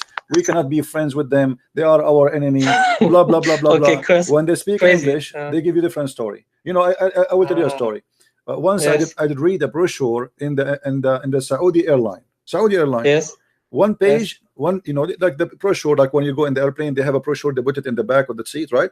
So in the back of the seat, there's a brochure. You open it, it says in English, "Welcome to Saudi Arabia," blah blah blah blah blah blah blah blah. Now, very nice words. And then in Arabic, it says prayer, dua. May Allah, please Allah, don't let us die in the land of the kuffar, the najis. Please Allah. I mean, they're cursing the kuffar. One page in English, welcoming the kuffar, saying to you nice words, and the other word in Arabic, it says a prayer. Please Allah, don't make us die like those kuffar, the najis, the kuffar in the land of the kuffar. Please Allah, bring us back to the land of Islam so we can die as Muslims. I mean, what is it? So the same company printing two owned by the Saudi government, the airline, one page in Arabic insulting non-Muslims and one page in English welcoming the non-Muslims. Which one we should believe? The Arabic one. Yeah. So you know, when they speak in Arabic, the story is different. You know, I have a debate with the guy. His name Hisham al-Husseini. Hisham al-Husseini. He have 4 or 5 interview with Fox News. Fox News is a very famous TV station in US. Yes. Okay. Yeah. So they try to make him admit that he support terrorism. They could not. Each time they do that, they fail because simply he lie. He practiced taqiyya. So until one day he have a debate with me in Arabic. In Arabic he said everything. Yes. We want to destroy Israel. We want to cleanse you. We will kill you all. People like you, they are Zionists. We should kill them all. Suddenly, he don't mind to say it, but just because he's speaking Arabic. Yeah, I understand. As long as you are speaking Arabic, they have the mentality that in Arabic, okay, and those people who speak English, they will not understand what I'm saying, so I can lie as much as I wish, and the story is over. Yeah. Okay. Okay. Also, we can say that Muslims in Arabic countries, they have the true face. Yes, and people in Germany, maybe they don't know the true face of Islam, or they hide their true face. You understand what I mean? Muslims are Muslims wherever they go. But I try to explain. But they change. I understand what you're saying. But they changed their propaganda, the bent in the situation. The same as Muhammad. When Muhammad was weak, he accepted to have a peace agreement with the non-Muslims. And when Muhammad in the beginning, actually, he was not really aggressive. He was saying to the Christians, you will be in heaven. He said to the Jews, you will go to heaven. He said even to the Sabian who worship stars, you will go to heaven. But then when he have an army, things change. Muhammad, he want to cleanse the so this is what the Muslims they do. In Europe, they are weak. They are not the majority. If they became majority, then they will see what they will do. As long we are not in control, then we have to be nice, we have to behave. But if one day we became the majority, then we will see actually they are minority and look what they are doing. Okay. Okay. I have another sort of question. Yes. Go ahead. Okay. The problem with that is I believe you that a lot of Muslims could be that sort of person, but I think that are a few or Muslims who really think that they make good deeds, or that they only have to follow the good deeds of Muhammad. You know what I mean? Do Muhammad have good deeds? I don't know. I'm not so. What is the good deed of Muhammad? Muhammad is a rapist, is a criminal, is a killer. What is the good deed? Yes, what is the good deed? You're right. So how we can follow? No, they don't follow. Actually, Muslims are better than their prophet. Yeah. We have to admit. Yeah. Most of Muslims are 1 billion times better than their prophet. Funny, really funny. I'm telling you. Yes. Yes, so you can see it. Yes, of course. My friend, ask me anything you want. If you are hesitating to leave Islam, I want to be sure that nothing is left for you. Go ahead. Yeah, of course. The problem is that the morality, I can't prove it now for me. So I want to ask to tell. Okay, there are 2 points which made me critical because of Islam. Yes, since 7 months I got more close to my religion. I try to pray and practice Islam more and try to get more knowledge. Okay, then I found scholars like Zakir Naik. Yes, okay, and he told me, there are miracles. Okay, I believed in every miracle because I didn't understand Arabic. But for 2 weeks or for a month, I started to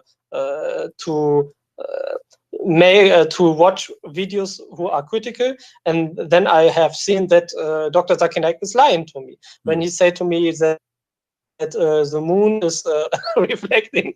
Right. That's a lie. Yeah. When you say Munir and what's it, the other word? Munir and Nur, that they are meaning reflecting light, because Munir and Nur is also taken for Allah himself. His name is Nur. Allah Munir. Allah. Yes. Yeah. So crazy how they are lying to me, and that's why I'm angry. Yeah, my friend, I have a book. I have 2 books in German. Yeah, I know, in German. Did you get them? I want to buy it because I spoke about the miracles of the Islam, the Quran, in details. Yeah. So you will die laughing. Seriously, you will die laughing from the jokes. It is the opposite of what they are saying.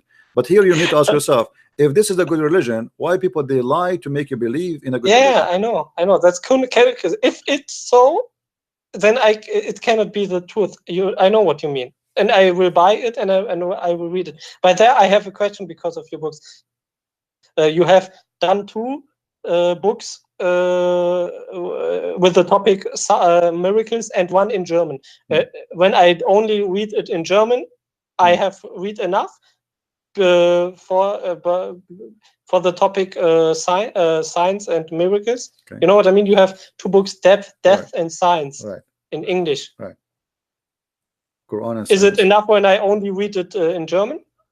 Well, it should be the same. Like, I don't know how, I'm assuming that the translation, I know that the translation of the first book was a little bit not that much good, but the translation for the second good, as I know, everybody says it was perfect. But both of them still, even if the translation, there's some mistakes there, but still the both books is better to have them because they complete each other.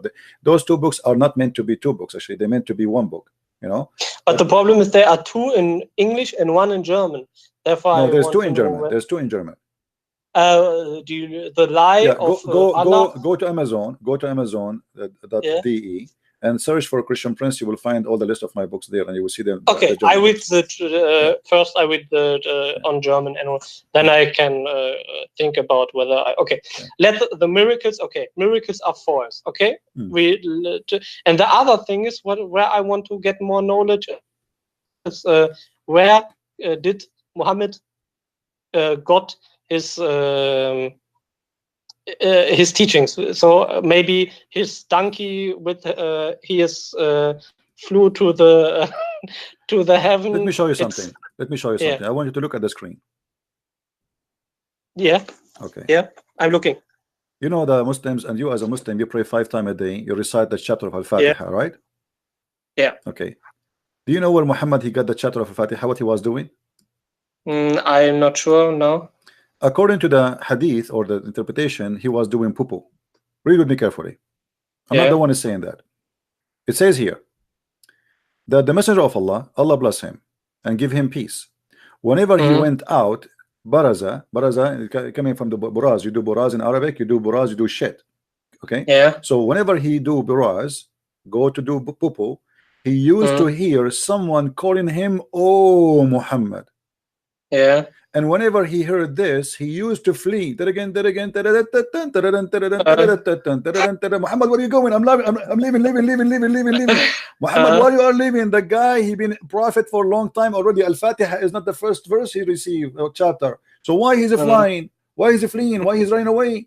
So here we go. An angel of God, Muhammad, he go out for night to do boo-boo, and then the angel, he said to him, "Oh Muhammad, can't you wait until the guy he finishes poo-poo?" And why the prophet? Let us say the Muslim, they will say this is not about poo-poo, he was going out. Okay, let us say he's going out not for poo-poo. So why he even run away? He spoke to the angel many time, he heard the angel many time, and then he went, and then again, here we go. Waraq ibn Nawfal said to him, advise the prophet to remain in his place. And the caller, call him again, and then this time he stopped. So if Waraq ibn Nawfal did not tell him to stop in your place next time, you idiot. So let us see what this guy want to say to you. Muhammad, he will never receive Al-Fatiha. What kind of a prophet and what kind of God he is doing this? What is that? I can't. I not understand all. You mean he is he's going on toilet and then he received the Fatiha and then he's no, the angel, when he go out to do what he need to do, the angel, he said to him, "Oh Muhammad." The second Muhammad he hear this, he run away. He starts running, and "Oh Muhammad," and he run away. So it says every time, which means many times. And then Waraq ibn Nawfal, he advised him. He said, "Muhammad, what are you doing?" It says here he used to flee, which means it's not once, twice, 3 times, 5 times. Muhammad, he heard the voice, he ran away. Obviously, this man is crazy. Then Waraq ibn Nawfal, he said to him, he advised him to remain in his place next time when the caller call him, so he can hear what this guy want to say. I understand. Okay. So the problem is that he flees because although he knows that he know he's a prophet, supposedly he knew he's the angel, but so why you flee? So this same time that he is mentally ill. I remember, this is Al-Fatiha. The Muslim, they cannot say to us that this is the first time Muhammad he received a verse, because the first chapter Muhammad he received is a chapter of Iqra, the one that says read, right? So this is not the first time. Already he spoke, he became a prophet, he knew now he's the angel coming to him. So why he ran away? Same time, you remember that in the hadith it says that Muhammad, he have a mental issue.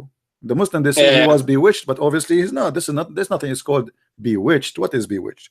You know, Muhammad is imagining things. He have a mental issue, and the Muslim they claim, and who he claimed to avoid the embarrassment. He said that somebody he put a black magic on him, and this is why even his sex was fake. Muhammad he hear voices. Muhammad he hear the stones saying to him assalamu alaikum. Why the stones will say assalamu alaikum to Muhammad? Unless he's a madman. Because, you know, the trees, they say to him assalamu alaikum. The trees, the goat spoke to him. The camel complained. I mean, this is all is a madman. But this man is obviously he have a mental issue. The Prophet continued for such a period of time, imagining that he had slept with his wife, having sexual relationship with his wives, but in fact he did not. What does that mean? It means Muhammad, he cannot even maintain his mind to function, to notice what is real sex, what is not. The guy is not asleep, he's awake now, but yet he's awake, still he thinks that he had sex. There's a movie, it's called The Perfect Host. Did you watch it? No. Search for it, you will see that this is a story of Muhammad. The Perfect Host is a guy, he writes letters to himself. He write postcards, he write letters to himself, and then he read them, and he believed that a girlfriend, she is sending him a letter, okay? And then he bring people to his dinner. I wish I can play the video for you, we would die laughing together. And then he imagined that people, they are dying in his room, and he is eating with them, talking to them, and they are talking to him. And then even he imagined himself having sex with the women who they are coming to visit him, but there's nobody there. Like Muhammad. Like Muhammad, exactly. So this is the perfect host, Muhammad, the perfect prophet. The perfect prophet versus the perfect host. But I can't understand why Muslims believe in it then. My friend, Muslims did not believe. My friend, listen. Please understand me. Please, one sentence. Please, one sentence that you understand me. I'm watching your video since 2 days. Okay? And when what you say is the truth, why one person believe in Islam? Well, maybe the Muslims have a good what means excuse, good story, you know what I mean, or good reason why they say what you say isn't true, or why they say it doesn't matter. But what is their reason? You know what I mean? I want to understand the Muslims who know that, why they hold on Islam, because when I listen to your videos, I only can't leave Islam or get a good excuse, but I can't imagine a good excuse. You know what I mean? Yeah, but who said what that? Who said they are not leaving Islam? My friend, they are leaving Islam by tens of thousands. A few of Muslims, they call and they say they are leaving Islam. Like last month, if I say, at least from the people who contact me and they say we left Islam, at least maybe 35, maybe more. So a lot of people, those are the one who brave, who dare to call and to say. So but there's many, they leave Islam but they don't say, they're watching videos the same as you. Like, I never met you before, right? I never spoke to you, but if you don't call me, how I will know if you leave Islam or not? I will not know. So there's many, they don't want to speak with their voice or to say, because they aren't brave enough to say so. But as you see, this is in front of us. We are not making things up. I'm showing the screen everything. Okay, do they say not every hadith of Sahih Bukhari I follow? Because I say, when this is the execution that they say I can't follow every hadith, then I have to say, okay, so why do you know that you have to five times a day? You know what I mean? Or why do you think that Allah allows that this hadith goes to Sahih when He wants to judge us? Because when a person who don't born as a Muslim, and when he hear this, he can't get to Islam. You know what I mean? So it would be not fair that Allah, when He exists, that He judge over that person when they hear to that hadith which is in Sahih Bukhari but isn't true. You know what I mean? Yeah, my friend. The Muslims, they say to us, Islam is based on hadith and Quran, correct? Yes. Okay. So if the hadith is not, according to them, is not perfect, this means Islam is... It's not perfect. It's not perfect, because how you say to me how I am now as a Muslim, as a, let us say, God forbid, I'm a Muslim, and I want to follow Islam, and then you confuse me. The book, it's called Sahih al-Bukhari, and then you say to me it's not Sahih. Sahih in Arabic means correct. Yes. So you call it correct Bukhari, but then when I show you something embarrassing, like now this hadith in front of us, anyone he can say this is weak, this is weak because this is insulting to Muhammad, this is make Muhammad look funny. But this hadith was correct for the last 1400 years. Yeah, okay. Now because people are getting smarter, more educated, and they are not the same as before, and people have more freedom because of the internet, and you know there's things are different. So now people, they can question and say, how in the world this guy was a prophet? He cannot even have even his sex was fake. If I'm a person, I have a file, medication file, says that I imagine things I did, but in fact I did not do. It's mean I'm not qualified even to work in any job, because I imagine I would like to see Muhammad, he working for the phone company who receive bills.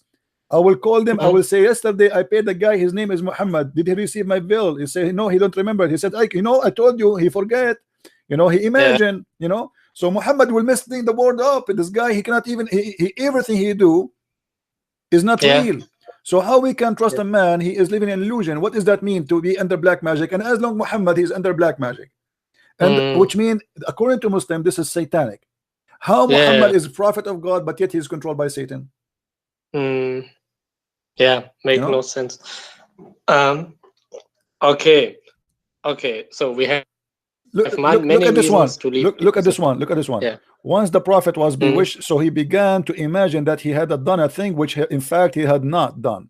So Muhammad, he imagined he did something, but in fact he did not do. So now how we can trust that Muhammad, he saw already an angel, he was not imagining it was an angel? True. You know? So my friend, I invite you right now to leave Islam. One question, what do you think? Do you think Muhammad was lying, or do you think he was ill? It's possible that Muhammad is both, because those who they are suffering from mental issues, it is they lie too. Who care? I mean, as long as you see people, he can take over them and he enjoy it. Yes, he have a mental illness, but doesn't mean he is really totally crazy. You know, those who suffer from those, they call them schizophrenia. I think what they call them, like in the Latin term, which means they have two personality. So this person usually is a person who tried to do his best to be the two person in the same time. So he is the man who want to have sex with all the women, in the same time he want to be the prophet who people obey him blindly.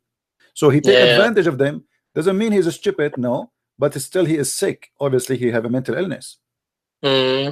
Most of the crazy people, they can be powerful people. You know, like we know in history, many leaders who they are crazy, they burn cities just for fun.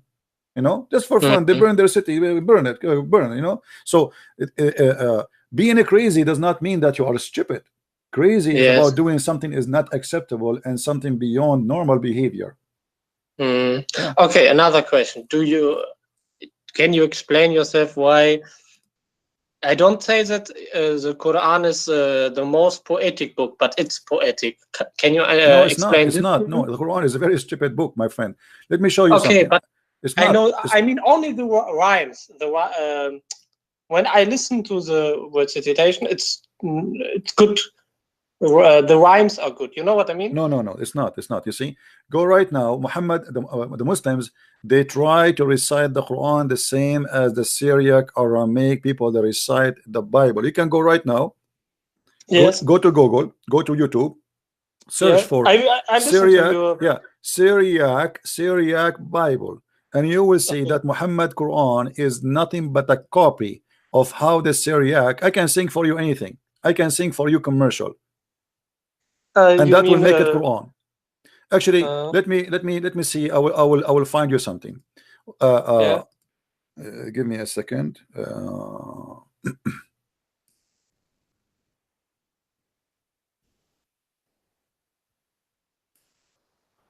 All right, let us see here.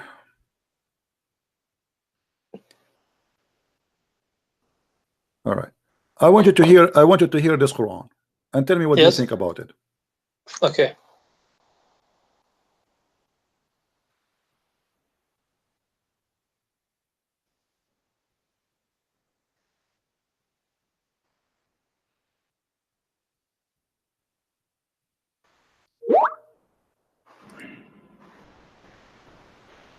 أعوذ بالله من الشيطان الرجيم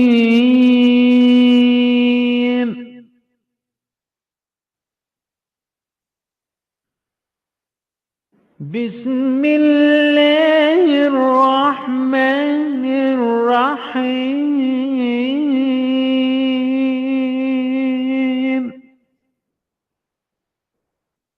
ألف لام حاء يا ألف هاء قناة الحوار المستقيم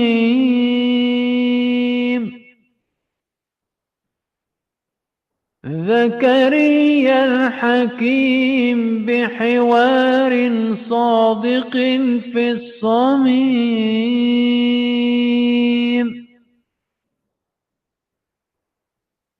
يطعن العمم والعمائم والعميم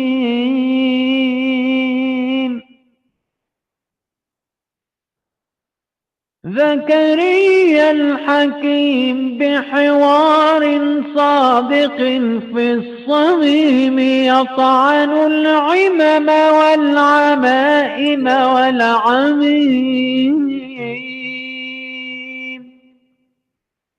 Okay, I know what you mean, yeah. يسحق الشيطان اللئيم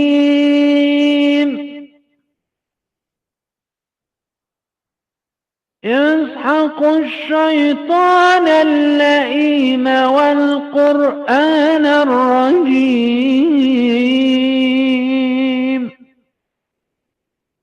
بقوة رب المجد المخلص العظيم وضع الكمامة تحت العمامة في أفواه الشيوخ بالسيرة والسنة والناسخ والمنسوخ.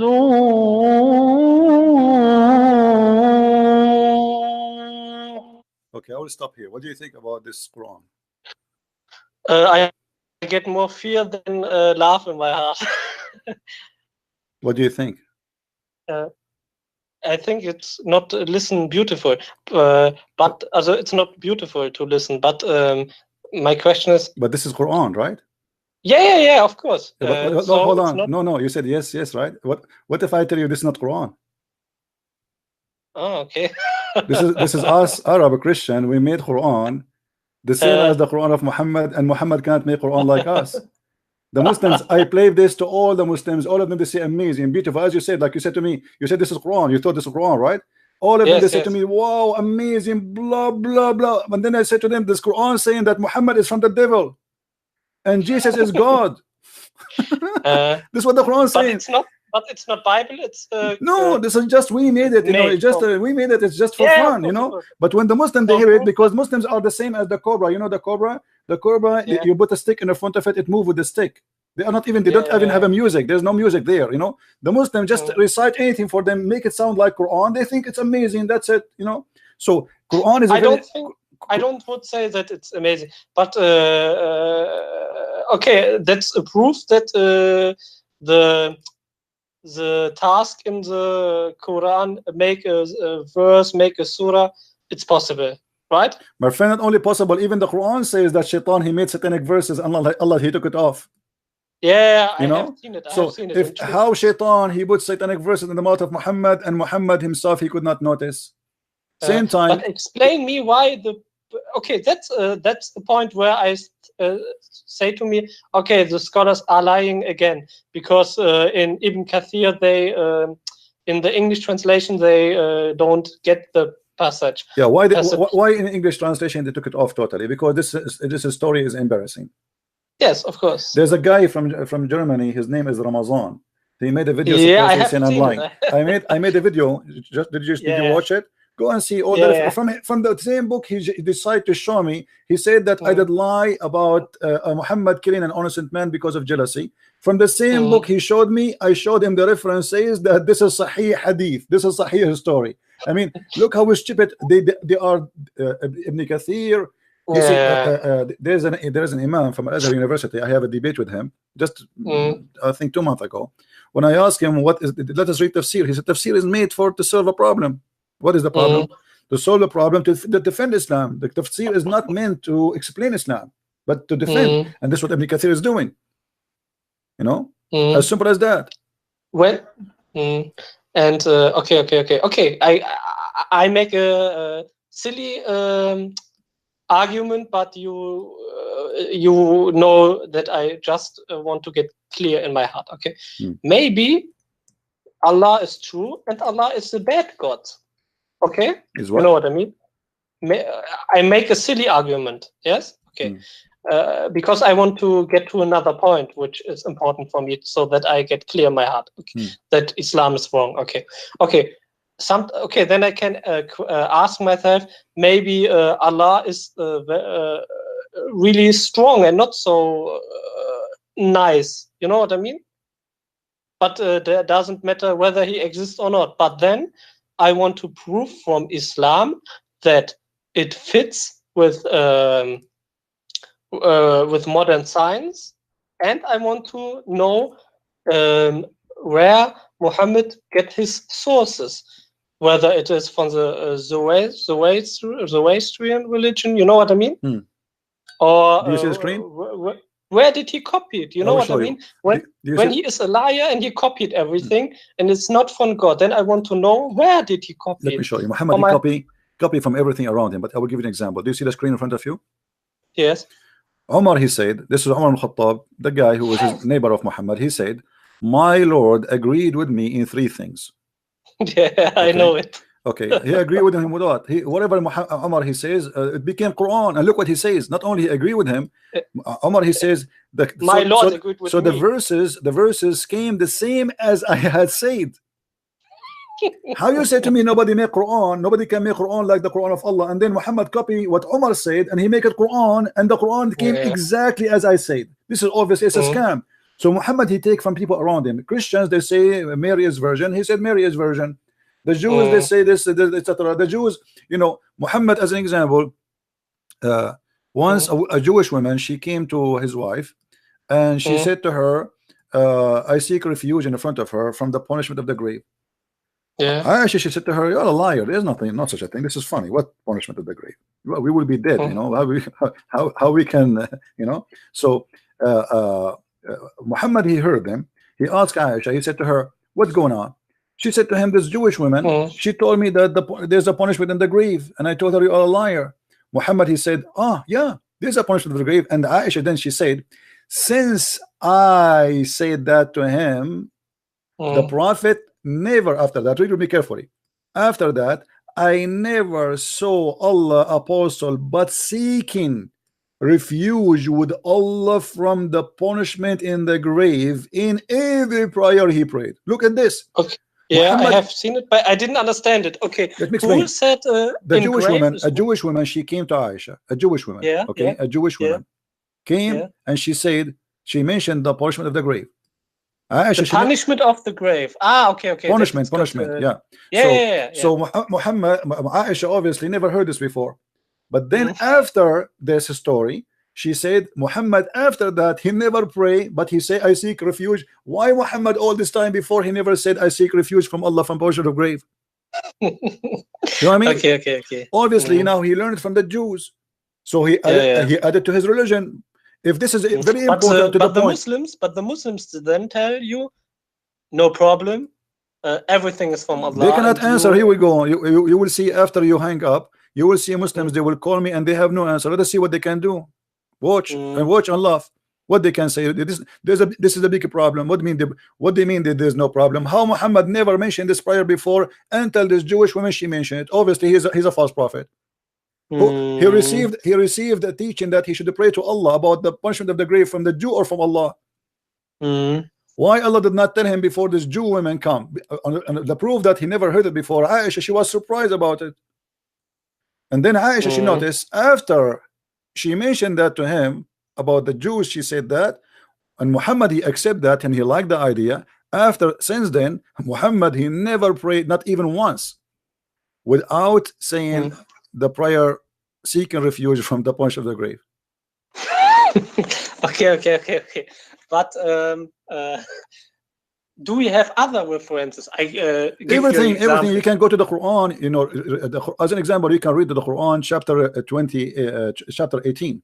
Chapter 18 is a collection of stupid stories taken from here and there, some from the Jews, some from the Christians, some from the legion of the Jews, you know. Okay. Let me summarize it, and you tell me whether I'm right or wrong. Okay, there is one story of Zakir Naik, no? Of what? Zakir Naik, okay. Right. He is Alexander the Great. The Muslims, they say he is not Alexander the Great, but if you go and see the interpretation, it says clearly that he is the one who built Alexandria. So who is he? Oh, again. The Muslims, they try to deny, many of them, that this is not Alexander the Great. However, if you read the interpretation, you will see that it says clearly that it is the man who built the city of Alexandria in Egypt, and everybody knows that the one who built Alexandria is Alexander the Great. This is why it's called Alexandria. But there's another proof or not. There's from Cambridge stories of Alexander the Great, published in 1800, and then they summarized the stories about Alexander the Great, and there you have that Alexander is walking from west to east, and that he want to get to the place where the sunrise. This is not in the 18th century, my friend. There's a story. No. It's a summarize. Okay.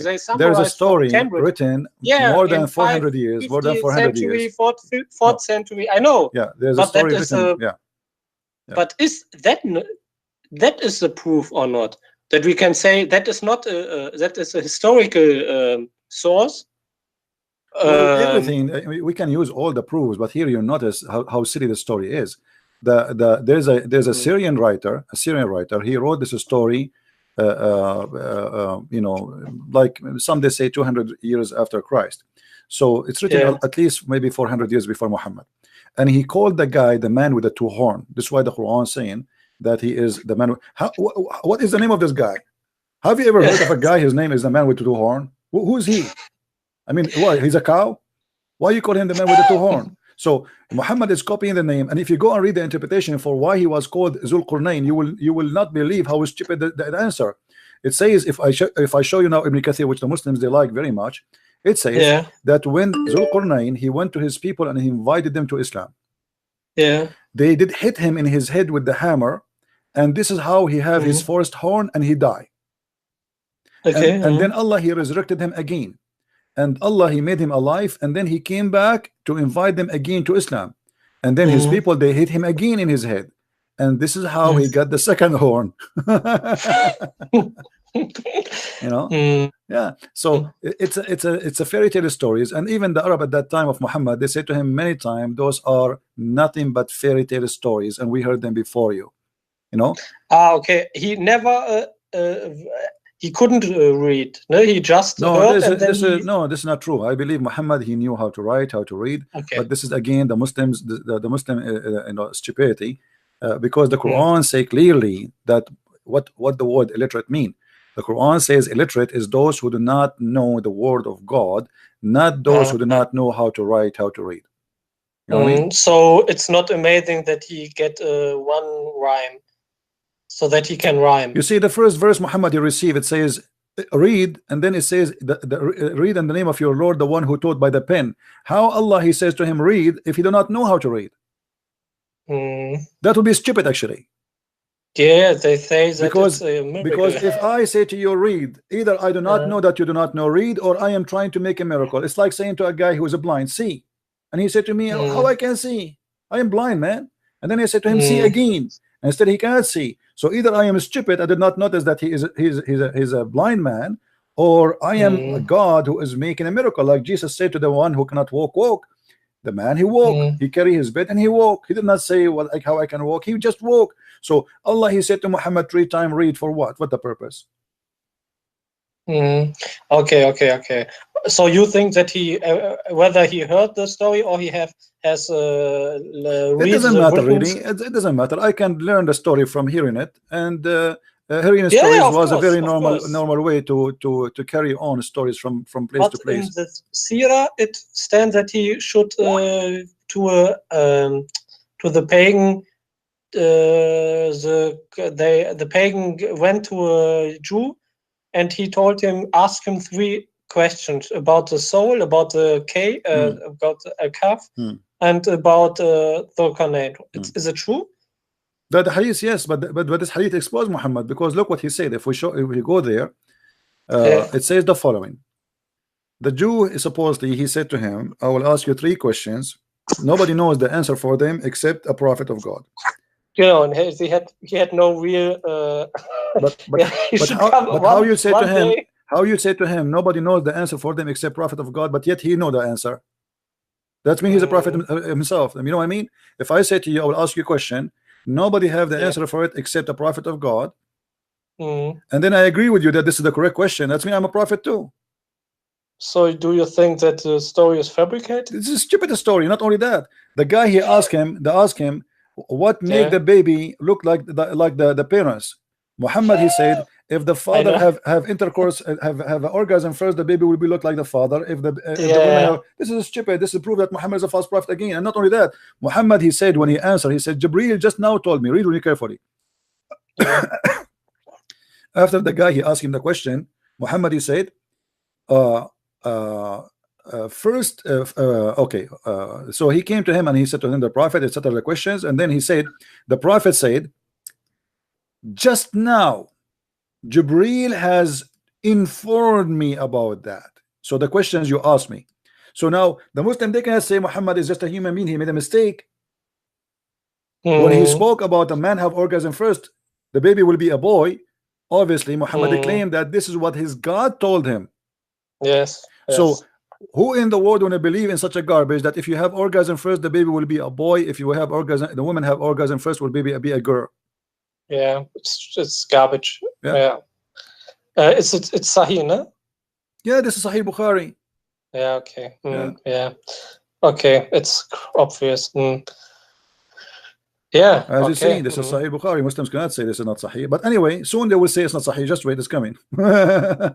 Okay. Actually, during the time I debate with Muslims, many Muslims now they start saying the Quran is not Sahih too. Yeah, honestly, there's many videos of mine. You go and watch them. You know, they will see Muslims saying that this is obviously this cannot be from God. This is Quran is not Sahih. You know, so what they say that there is no way Allah will say that. There's somebody put it there.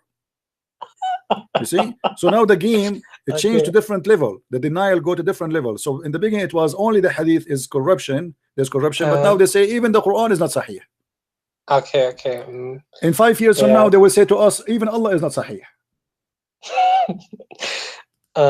You must understand that we Muslims, we really fear Allah's. When we finish the call, I have the truth for my eyes, but then I get doubt again. You know what I mean? Because 25 years I had fear for Allah. You know what I mean? My friend, it's time for you to say I am out. Come on, you are a man, you are smart, you are intelligent, you do not need this garbage, and you just said clearly that this cannot be from God. So say it. Yes. Say I am out of Islam, my friend.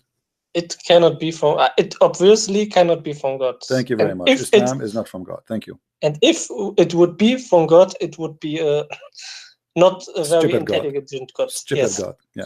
Well, I am happy for you that you decide to leave Islam and you are out of it. But now I have a duty as a Christian. You know, I am a Christian, right? My name is a Christian Prince. Yeah, I know. So I have a duty to invite you to believe in my Lord and my Savior, the Messiah, the Christ. What do you say? Then give me 2 questions. First, I tell you why I cannot believe that Islam is right. Yeah, 2 things. First, because it doesn't fit to modern science. Okay, but when it's the word of God, which is on it in the heaven, when the Quran is in the heaven, and it says that the earth is flat and Allah is the Lord from the east and west, which seems that they thought that that the earth is flat, east and west, and when there says that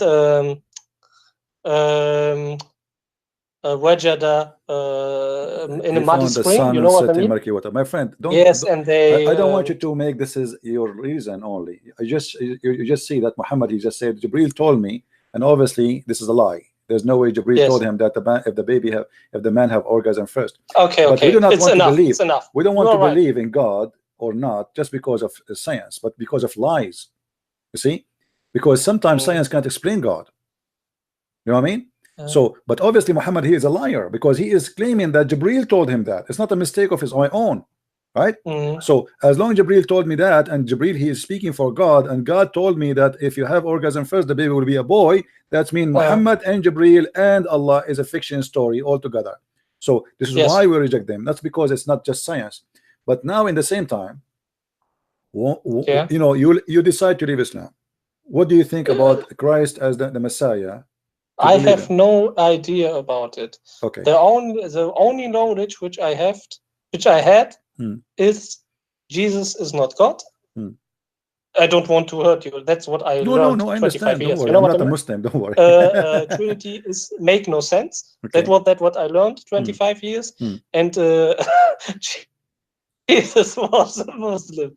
Okay. That's what I learned 25 years. Okay. I will make the Trinity. Maybe for some people the Trinity is confusing. I will try to explain it for you, and I will give you time. Okay. You say, you know, feel free to call me anytime you wish. You see, the Christ our Lord, he always teach us, and he speak by parables. You know what parables, right? No, again. Like what? you know, you speak a story to teach us something else from the story. Yeah. You know what I mean? Yeah. So the Lord always he use examples by teaching us, telling us stories. Example. So I will try to do the same. For sure, I am not equal to be wise as the same as the Lord, and no way to be close. But let us say we have the sun in the sky. You see my screen? Yeah. All right. Yeah. The sun in the sky generate light and heat. Is that correct? Yes. Yes. Okay. Yes. Now the light of the sky will come to us down in the earth. Yeah. If the sun does not have light, we will not recognize the sun. Correct? Yes. Because we recognize only by the vision, not by touching it, right? Yes. Okay. Yes. And if the sun does not have heat, we will not even understand what heat mean. Yes. Right? Yes. Because heat is something we cannot see. We have to feel it. Yes. We feel it. Now this is exactly what the Trinity is about. Our Lord, our Lord the Father, our God, he is in heaven. We cannot see him. He's invisible. But his light is the Messiah who came to us, who is an invisible image of God.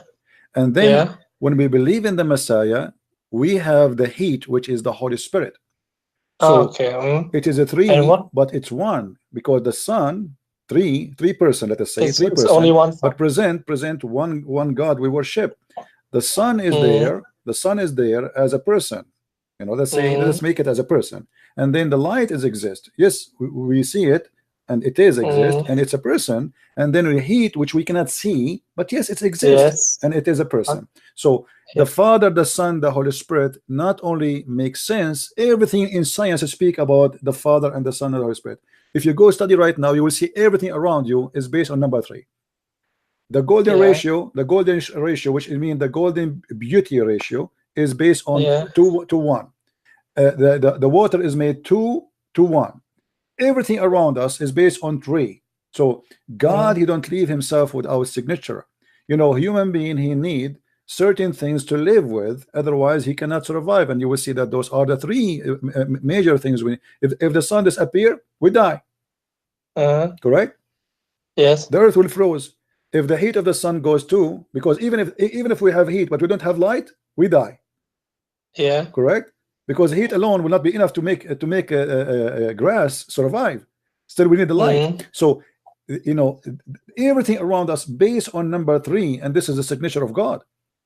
God don't leave himself without witnesses. Everything around us, witness to Jesus, witness to Christ that he is the one to worship. Same time, it's not just an idea of having 3, which is 1. Yes. Let us say there's somebody believe that he have a 1,000 God.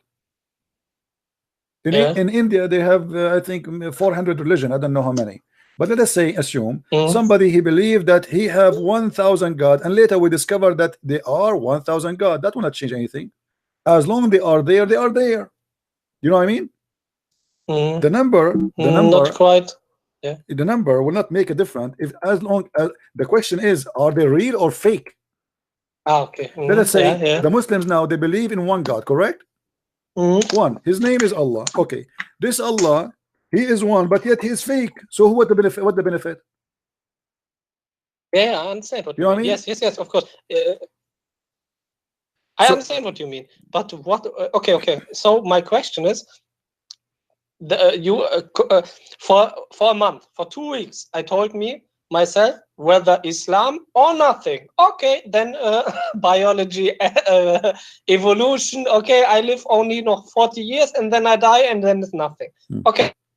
I have to accept it. It's hard, but I have to accept it. Okay, but then I have seen that Islam cannot be true now. Okay, science, and I have proven to me that Muhammad stolen stories. Okay, but what are the proofs for us people in the in year 2018 that Jesus is Lord, that the Bible is the word of God? Where are the proofs for that? You know what I mean? I understand your logic, my friend. For me, I am a person who live my life and experience and I witness that the Lord is a true Lord, and I can you know, I can share with you tons and tons of stories, but at the end of the day, believing in God is a belief, is not something you can hold. The same as if I tell you, let us say if I met you 300 years ago and I say to you there is something can move in the air but we don't see, it's called radio waves, you will not believe me, right? Yeah, of course. Okay, but this is science, right? It's science. But even though it's science, you don't believe it because you did not experience it, right? Yes. So science sometimes can be denied, even though it's true. Okay, so if we believe in science and science is our guidance, here we go, I bring you science, you refuse. You know, I remember once a priest, he contacted me and he said there's an atheist guy, he's a doctor, he come to our church. Every time we have a service, he make fun of you know, imagine how rude he is. He's coming to the church, and those people are very nice people, Christian, not like Muslims, aggressive, they will kick him out. So after they finish the service, they sit together, drink tea and coffee, etc. And this guy always, he make fun of them. He says whatever he's saying. So he told me, can you come? I'm sure you can get him busted in your own way. I don't know even who is the person, I never heard him before. So I said, okay, I'm going to come and we will see what we can do. I went there and he told me that is the guy there. So I was sitting there waiting for him to say something. Then he say, the guy, well, you know, one of the people there, he said the glory to the Lord, you know, he do miracles every day. And he said right away, he jumped, he said you want to convince me that your God, he do miracles? And he put, like, you know, like as an example, he put some sand on the eye of somebody and he made him see, huh? So I said to him, excuse me. He said yes. He said, what do you do for a living? He said, I am an eye doctor. I said, that's wonderful. Aren't you an eye doctor? Put sand in the front of people to make them see better? He said, what? He said, don't you prescribe to people who come to your clinic sand to put them in the front of their eyes? He said, oh, you mean the glasses? I said, yeah. He said, yeah. He said, so if I say to you 1,000 years ago, before people they have glasses, I will put sand in the front of you and you will see better, you will laugh at me, don't you? He said, huh? I said, you are the one making fun of us for accepting sand on the eye of somebody, making him see, but you are the one who do it every day. Glasses are... The glass is made from sand, my friend. It's made from sand. It's a sand. Okay. I didn't know it. Glass is a sand. Glass is nothing but a sand. You know. So this is how naive they are. They don't use their brain. So here we go. You do it every day. This is your profession. You make living from it. You put sand in the front of the eyes of people so they can see better. And you are saying to me how that can be. So what happened, my friend? We claim that we are people who see, but sometimes we are blind. And we have to be deep to understand the Lord and the Lord, the Messiah. Read the Bible and you will see how amazing he is. It's not about science and miracles only, because there's nothing science can explain. How Jesus can make a blind see by putting some mud in his eyes? That's impossible, right? But if you use... please understand me. Okay, I can read the Bible, and then I can tell to me Jesus is more. I didn't read it, so sorry that I'm not so okay, my fascinated friend, like no you. problem. Please. I know you you want to.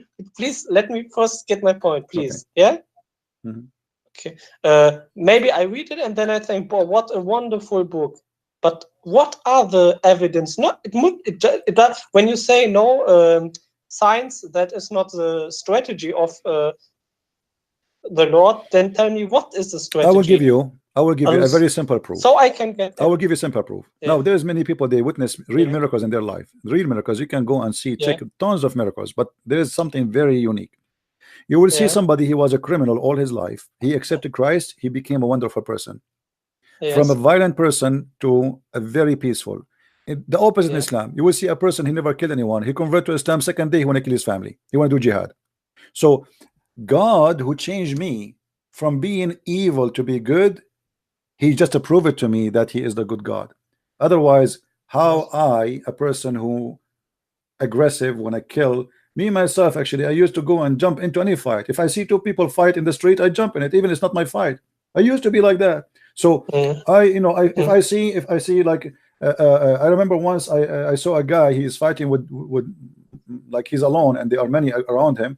I jump with him in the fight just to defend him, because I believe this is not right, but this is not even good to do violence anyway. But I jump in the fight because I cannot stand to see somebody is fighting many alone. So I jump. After we finished the fight, the guy, he said to me, "Do I know you?" I said, "No." You don't know even. He was wondering, like, who is this guy who jumped with me in the fight? You know. So I was a person who do jump into fight, even I do not need to and don't have to and I should not do. But since I became more and more close to the Lord, I avoid violence and I stay away from it, and I believe it's wrong. So the Lord who can change me for better, that is the true Lord. Islam, he changed you for what? He make you want to do jihad, kidnap women from the neighbors. Muhammad, he says, go and attack the neighbors to get the blonde girls. So God always, he don't leave himself without witnesses, and he will prove himself to you. But you just need to ask him to give him a chance to prove himself to you. Otherwise, if you don't, if you block it in front, like it's like somebody sitting in a basement and he don't want to open the window to see the sun, and he wonder, where is the sun? If the sun is powerful, why the sun does not show herself to me? But the sun is there. Open the window, you know. Yeah, I understand. Okay. Yeah, I need time for that. You know what I mean? No problem, my friend. It was a pleasure to talk to you. I'm going to give time for more people to call, but I'm happy that you decide to leave Islam at least. And now feel free to read the Bible. Yeah. Okay. But please, 3 things. All right. 2 things. Right. Okay, I will buy your book, Miracles of Islam, so that I can see how it's not true. The miracles. And the second one was historical. Do you know any source that I can read in which language? Doesn't matter, where I can get example, which story. Source about what? About where Muhammad has stolen each story or the lot of stories, you know. Well, I'm working on a book, actually. It's called The Roots of the Quran. I will try to finish it when I can. But in my book, in my books, the books you will have, if you buy them, you will see a lot of source. I spoke about where they are coming from.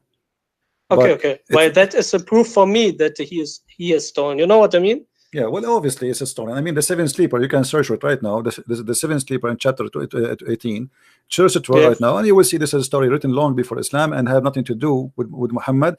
And it was a fiction story written by a Christian bishop to make the Christian believe in God, but it's a fiction story. He did not lie, say this is God told me, you know. He made a fiction story about a bunch of guys who they are discriminated, they hide in the cave, and then the angel, he opened his arms, and then Muhammad, because he's an idiot, he could not understand the difference between the word kali'ahum in the Aramaic and the word kelbahum. So the word angel became a dog.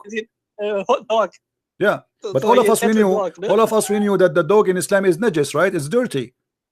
So how suddenly the dog became a guardian? Because simply he stole the story from the Christians, and the Christians, they are not talking about the dog, they are talking about a kali'ahum, which is an angel who provide them.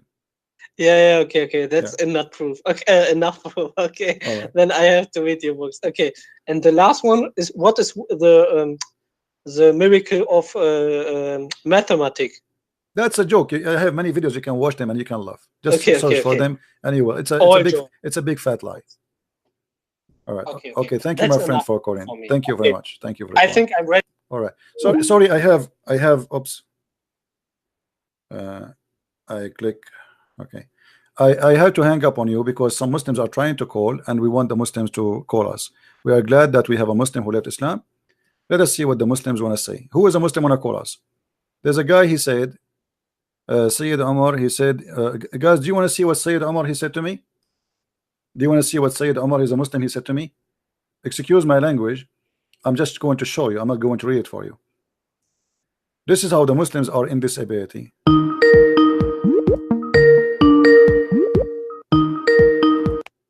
Hello?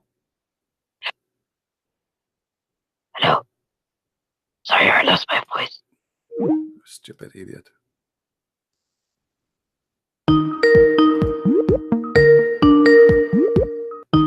You are blocked.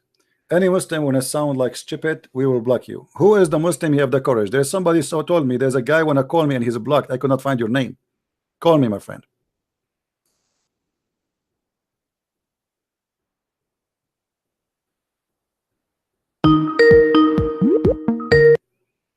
Hello?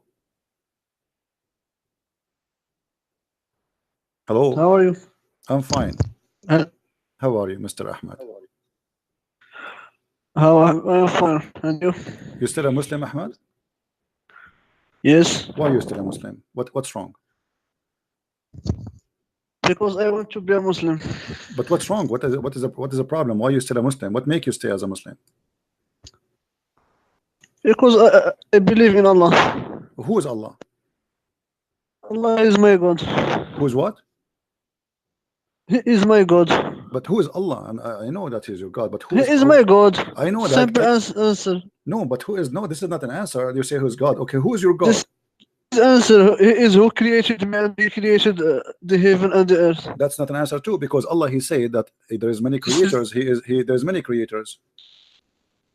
So he is the creator that He created me. No, the Quran says that Allah is the best of the creators. So maybe you are not created by Him. What is the guarantee? No, the Quran. No, you misunderstand this verse. This verse talk about the simple creation, because a man himself, when he creates something from something, that's called creation. But Allah He creates from nothing. Allah He created from nothing. Okay, let me ask you. He created Adam from nothing, or He created Adam from something? If a man creates something from nothing, is it a creature or not? If he created something from nothing? In Arabic we call it khalaqa. Okay, khalaqa. A man, a simple man. Khalaqa is the one who create, right? Okay. What? It's used for a man and for God at the same time. Okay, let me ask you. Do you agree or not? Did your God Allah, He said clearly that the one who can create a fly and above, He is worthy of worship? Do you agree that people we use the word create for people or not? No. Not in the term. In Arabic we use it. No. The term of religion. Yes. In the term of religion, there's only one to create. Supposedly, that is God. I do not talk about the religion. We talk about the Arabic. We are talking about Arabic religion. We are not talking about a guy who speaks about And even in Arabic, when we say the word khalaqa, we are talking about a creation of something, giving life to something. No, not always. Okay, this is mean your Quran is stupid, because the Quran in front of you, go to Arabic chapter 22, verse number 73. My friend, the Quran in front of you. Can you go to dictionary Arabic? I just showed you the Quran in front of you. The Quran says, are you against the Quran? Are you against the Quran? I am against your understanding of the Quran. Listen. Your God, He gave definition. What khalaqa mean? The one who can create life, the one who can give life. That's what khalaqa. Read it. Don't tell me that the Quran dictionary. Here we go. It's in front of you. Read the Quran. Are you saying the Quran is wrong? Are you saying the Quran is wrong? I am saying your understanding is wrong, because okay, then read the Quran. Then correct your God Allah. Let us say the dictionary as you say it. It says that the word khalaqa is anyone who creates anything. Bicycle. Huh? I will go with you. But Allah is saying that the one who can create a fly and above, he is worthy to worship. Yes. Not a He is bicycle. Okay. So who is my the friend, one? here If he talk somebody, about worship. okay, so do you agree that the one who create a fly is worthy of worship? Yes. Okay. But there is another one who is created, but it is not good. Okay. And man can But who is create the one? from something. Who is the one who create a fly in Islam? Show me the verse. Where is It's in the the front verse? of you. It's on the screen.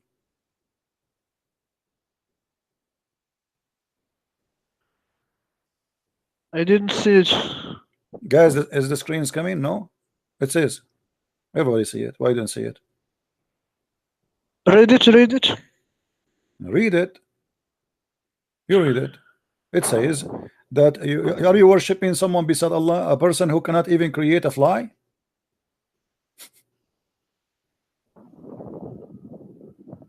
It doesn't even create a fly. So if you can create a fly, Show the Arabic one. Just show me the Arabic one. here we go. Do you know Arabic? Yes. Okay, read it. Here we go. Move the screen.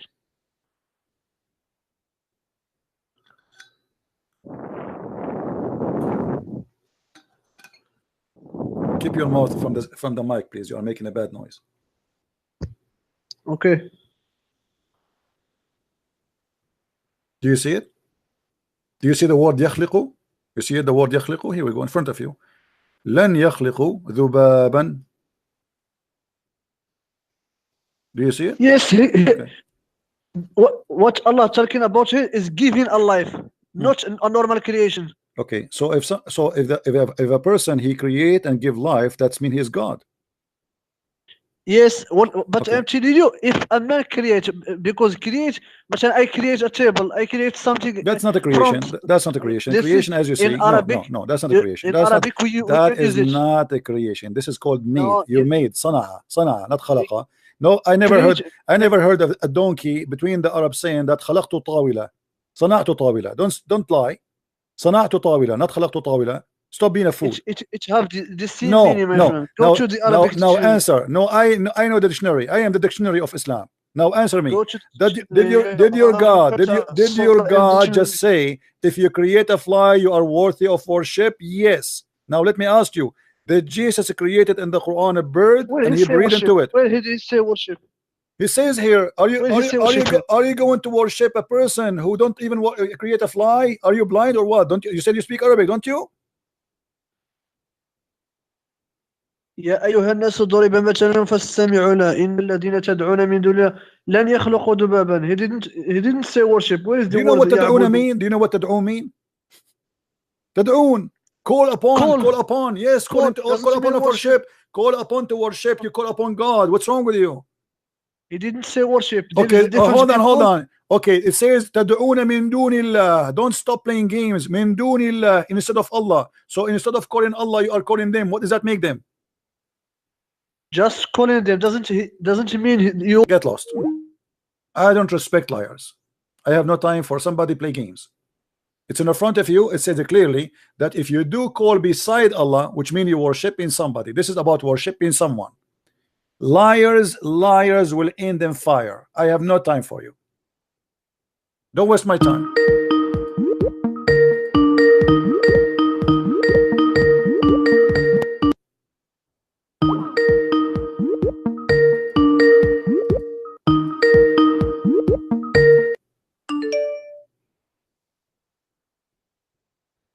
Any Muslim? The Skype hang up. Call me again, Abdul. The liar or someone else? Do you see how they lie? It doesn't say clearly that, okay, you know what? Should we go and see the interpretation, guys, and get the Abdul busted? Shall we? If we go to the interpretation, he will cry, he will say, I don't accept the interpretation. Let us go to the interpretation, chapter 22, verse number 73. Here we go.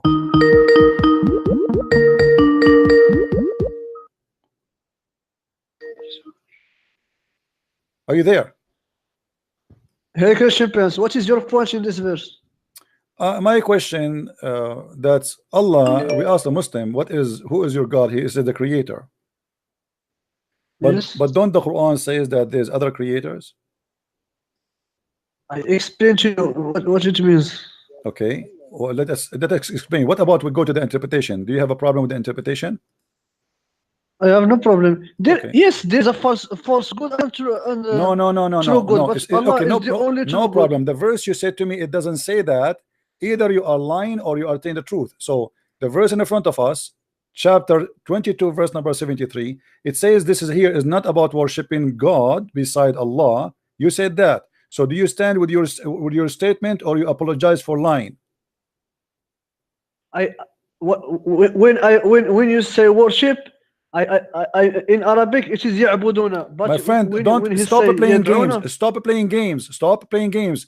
If I show you the interpretation and the interpretation agree with me against what you say, are you willing to apologize for you being liar? I didn't say liar, but calling can no, mean because worship. you are a liar, because you speak Arabic. This is not accepted. This is accepted from somebody who don't speak Arabic, who do not know, and he is reading just a translation. You speak Arabic, so you have no excuse. So if we show the interpretation and the interpretation agree with me, do you agree that you are lying? In this verse, we can see that's the worship, but not suddenly, guys. Suddenly, it became worship. Suddenly became. So why you are arguing? Why you made me shout? Why you made me shout for 20 minutes? And why you are saying this doesn't say that? And now suddenly, just because I make it clear, I will show the interpretation. I will get you busted. Suddenly, it became a worship. My point is your God saying, if somebody can create a fly, he is worthy of worship. That means Jesus is worthy of worship, because Jesus did not create a fly only, he created the bird. He didn't create it from himself. He did by the permission of Allah. This is not true. That's not true. The permission of Allah. But hold on. Who is the one who breathed into the mud? Allah or Jesus? Show the verse. Show me the verse. Don't before we show you the verse. Who is the one who breathed into the mud? Jesus or Allah? Jesus after the permission of Allah. This is another question. Who is the one who breathed into the mud? Jesus after the permission of Allah. We got the permission, potato, tomato. We got that. But who is the one who breathed into the mud? Without the permission of Allah, Jesus cannot create. My friend, by the permission of Allah, did Allah give you permission to get him spanked every day? Show me. Did your God Allah give me permission, Christian Prince, to spank him every day? Do you have the, evidence? I have an evidence of me. I'm spanking your God every day. I'm making Muslims leave in Islam every day. Did your God Allah give me permission to spank him every day? Yes or no? This is your claim, but you don't have evidence. No. I have an evidence. It's me. No. Me. Hey, I spank your God every day. I accept what your God can Quran. do about it. So that the word of permission is a false lie. Do you have a proof that Allah he gave a permission to Jesus? Go to بإذني. Go to the verse. My friend, do you have a proof that Allah gave any permission to anyone? Yes, by the statement of Allah. I can claim now that I am the one who gave a permission to Allah to be Allah. My friend, I'm not your friend. You are a Muslim. Chapter 5 verse 51 says, take not Christians and Jews and their friends. Stop lying. You changed the topic. Listen, and here we go in front of you. It says, and I make for you out of the clay, and I breathe into it. I breathe into it. Who care about bi'idhni? Who care? Listen. Okay, let me ask you. You didn't like it, yes. You see, when you say in the permission of Allah, does that mean Allah he gave ability to Jesus, or it's mean he gave him just a permission? The permission and the ability. Thank you very much. Let us go with his statement. Guys, did you hear this? Allah he gave the ability to create to Jesus. So now we have two creators. As long as he have the ability, it doesn't matter who gave. Oh, shut up. Doesn't matter who gave it to him. Allah doesn't take Let me explain. Did Allah give the ability to create to anyone else except Jesus? Did Allah take permission from another one? Yes, from me. Prove it wrong. Yes. Prove it wrong. Where is the proof? You prove it. How come? Show me in the Quran where he take it. See how stupid what you are saying? When you say to me Allah gave a permission to Jesus, you are not willing to show me a proof. When I say I am the one who gave Allah permission, you are saying to me, where is the proof? I give you the proof in the Quran. I will show you in the Quran that I gave Allah permission. Do you want to see that? Show me. Okay. Show me where he say Christian Prince. Here we go. I will show you. No problem. Here you go. Let us read with me. You can make any claim, but if it is not in the Quran, you can. No problem. No problem. Here we go. Let us see. Huh?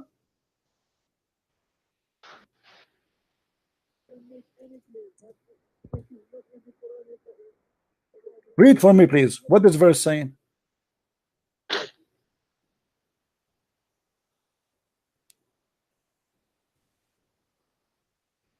It says, if you have a doubt about your cult, it's called Islam, go to Christian Prince and ask him. A joke. You are joking, my I'm friend. reading Quran for you, Abdul. Read it. Is that Quran or this is the yellow pages of Muhammad? Where is Christian Princes? We are the Christians. It says those who they are reading the book before you, the Christian and the Jews. Do you want me to show you the interpretation? What is your point from this verse? My point is, your God Allah cannot answer you. He cannot answer Muhammad. He said to Muhammad, if you have a problem, go and ask Christian Prince. Who? It is Muhammad. It's not Allah. What? Who will ask? Muhammad himself, he is not sure But he's a prophet. we are talking about God, not a Muhammad. No problem, but Allah, your God, Allah himself, he change it cannot. now. Shut up. What Your is your God, point? Allah, who is the one saying to Muhammad, if you have a problem, if you have a doubt, don't ask me, ask Christian Prince. Who is the one saying that? Allah. So I am the one who gave a permission to Allah to tell you you're a prophet. You eat it, Muhammad. If you have a problem, come to Christian Prince. Can you prove me wrong? My friend, it is Muhammad here. It's not Allah who will ask. My friend, but who is the one who asked Muhammad to ask? Isn't it Allah? My friend, is it Allah who will ask you or the Muhammad who will Obviously, ask you? Allah have no answer, because if Allah have answers, will not ask Muhammad to ask me.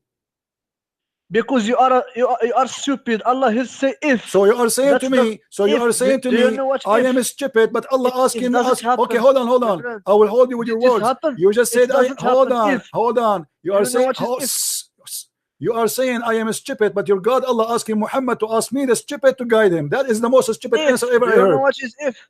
What if? What is if? If it okay, happens, hold but on. never happened. So you are saying to me, Allah, he said if, but Muhammad was not in doubt. He never in doubt. Thank you very according to much. this verse. That's mean Allah cannot be God, because Allah here is guessing. Because if Allah is all knowing, he should not say if. Either he No, is sure Allah or he's not. gives you the- No. You just said Muhammad, he never have doubt, which means this verse have no need for it. Muhammad, No, he never. Everybody heard you saying Muhammad, he never have a doubt. So this verse is a shish kebab potato. Why Allah saying to my him friend, if? no, my If Muhammad friend, never no. if. This is your understanding. Abdul, when I say to you, if you are hungry, go and eat, but you never eat. That's mean I do not know if you are hungry or not. I'm just effing. This is how stupid your God is. This is your stupidity of You your are the one understanding. who said that, not me. Just You because said I Allah, he say said doesn't mean it happened. but Muhammad, he never did, right? You are the one who said that, not me. So why Yes, Allah saying yes. if? Okay, let me ask you, just for the sake of argument, your God Allah, Mr. Allah, Mr. F. Your God Allah, Mr. F, he said to Muhammad, if you have a doubt about your religion, go and ask Christian Prince. Why Allah saying to him, go and ask if you have a doubt, unless he trusts us that we have the answer and we are the one who can correct Muhammad answer? Where he said correct? Why you are lying? Well, he's asking him, if you have a doubt, go and ask us. Are you stupid or what? About what? About him being a prophet. Where he say about It says that. It says about what we revealed to thee. Read it. Muhammad, he have a doubt about what is revealed to thee. What is revealed to thee? The Quran. So Muhammad, he suspect that the Quran is coming from God, which means he suspect that he's a prophet of God. So your God, Mr. F, we will change his name. His name is not Allah no more. Mr. F, Allah, the F God. He is saying to Muhammad, if you have a doubt, go and ask Christian Prince. And then you say to me, but Muhammad, you don't have a doubt. Prince,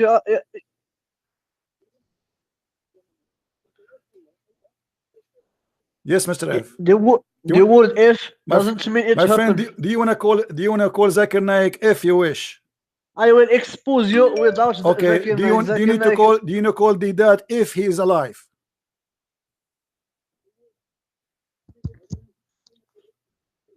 What is your point? My point, if you are smart, can you please explain to us why Allah he said if, but Muhammad he don't need the if. Secondly, why Allah shut up. You asked me what a point. Let me tell you my point. Let me please. When you say to me what's your point after speaking to you for 20 minutes, yet you did not get my point. That's mean if you will, if you understand. I did not change the topic. Abdul, you change it now to Muhammad asking. Abdul, if your God is smart, he should not say if you have a doubt. Go if you have a doubt, ask Christian Prince, because if a Christian Prince is a fake man, is Christianity is deceived, Christianity is false. So how stupid it is to say to Muhammad, who is a prophet of God, to be guided by the one is misguided.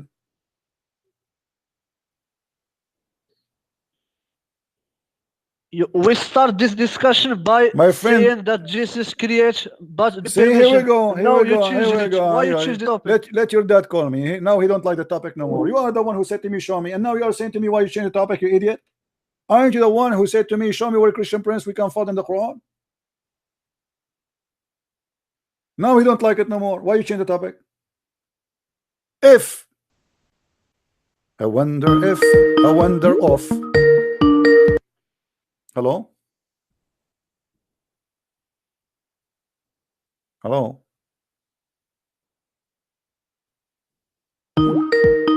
Filthy animal. A Muslim Abdul is calling me and showing me his penis. Praise be to Allah. Yes, Mr. Abi. Fucking nigger, fucking nigger, fucking nigger. Praise be to Allah. This is the wisdom of Allah. The racism of Islam. The devil is going crazy because I'm spanking their God. Do you see what we do? The one who said to me, how you can prove to me that Jesus is God? My friend, look what's happening. Yes.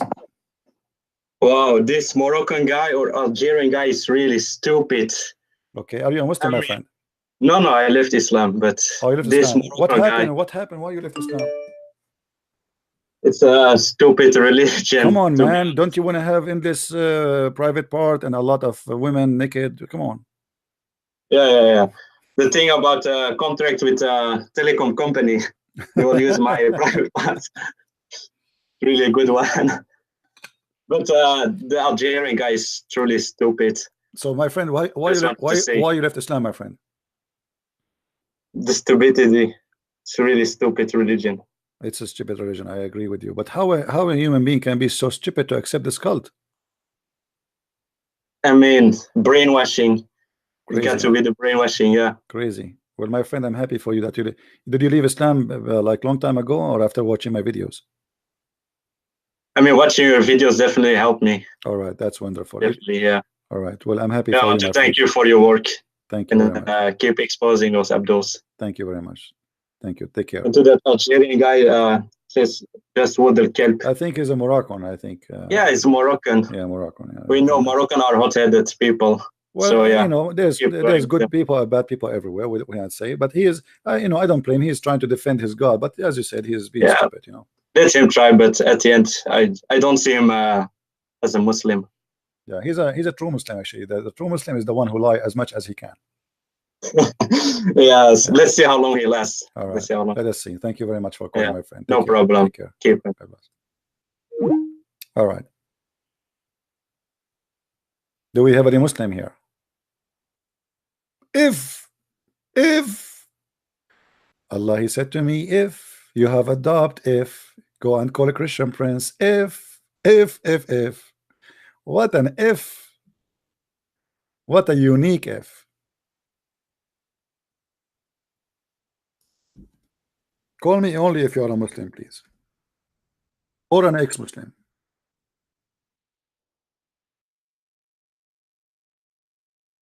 If you are a Muslim or an ex-Muslim, you can call me. Okay, this is here we go. We have a Muslim here trying to call. Let us see what this guy want to say.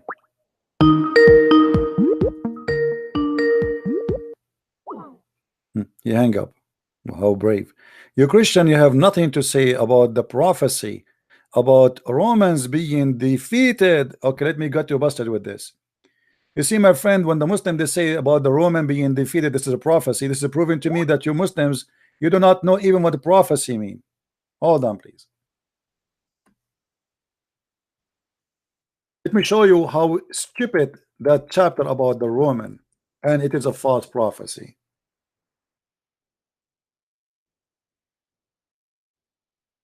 A chapter of the Roman. The news came to Muhammad that the Roman been defeated, and Muhammad he said, after people they made fun of the Roman for being defeated, he said in the close by land. This is the Muslim translation. And then he said, are you a Muslim, my friend? Hello? Hello. Yes. Go ahead. Okay, don't call me then. If you aren't a Muslim, don't call me, please. I will block you. Okay. The Muslims, they say that Muhammad, he said, within a few years, with Allah's decision, the Roman will be victorious. But look what Muhammad he did. He used the word few. And the word few in Arabic is bid'u sinin. That's mean between 3 to 9 years. And took them more than 17 years to get the victory again. So Muhammad was a false prophet. Go and get my book and laugh at your prophet saying bid'u.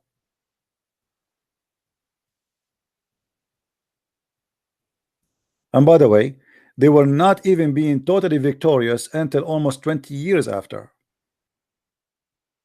Because this is a war goes for more than 300 years. And what Muhammad he said, he made an assumption.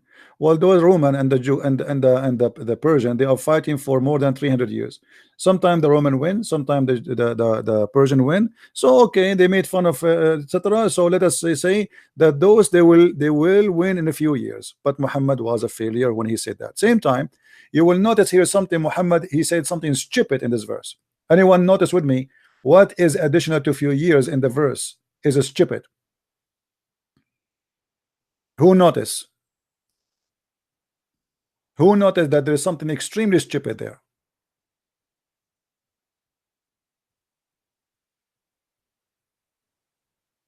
Extremely stupid.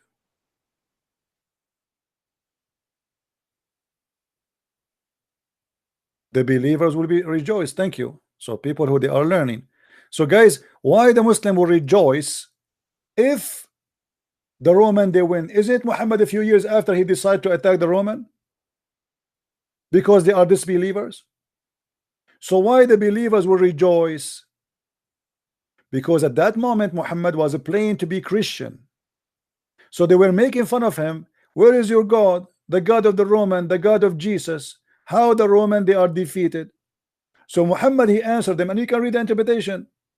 Muhammad he answered them, Allah he told me they will win in a few years, which means between 3 to 9. He used the word bada. So here you see the hypocrisy and the stupidity of Muhammad. How you will be rejoicing for the Roman to be victorious if they are your enemy?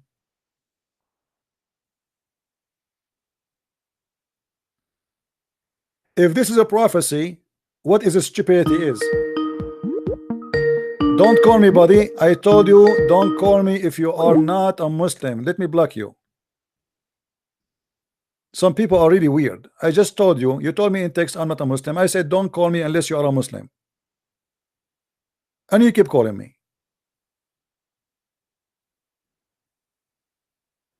Do we have any brave Abdul?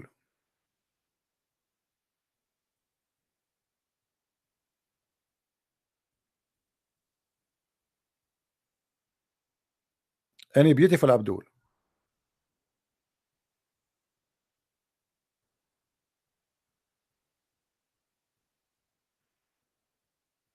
Anyone?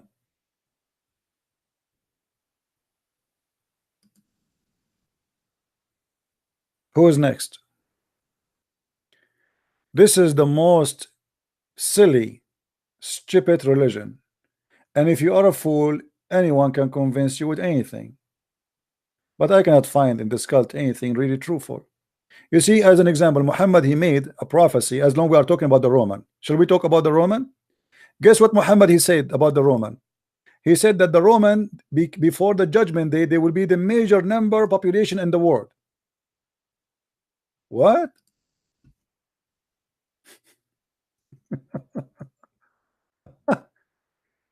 A Roman they will be the majority of the world? Isn't it, this is alone is enough to prove to us that Muhammad is nothing but a scam? Read it. This is Sahih Muslim. You want to show it from different hadith? This is Sahih. This is all is correct. Sahih. Huh? Read with me. I heard Allah Messenger saying, the last hour would not come when the Roman would form the majority of mankind, of the people. So Muhammad he made a prophecy that the Roman they will be the majority. Where is the Roman now?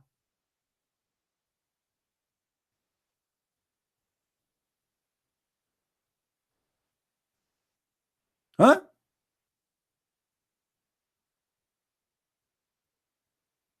I want to meet the country. It's called the Roman. Where is that? Is that Italy? Italy now is the majority of mankind.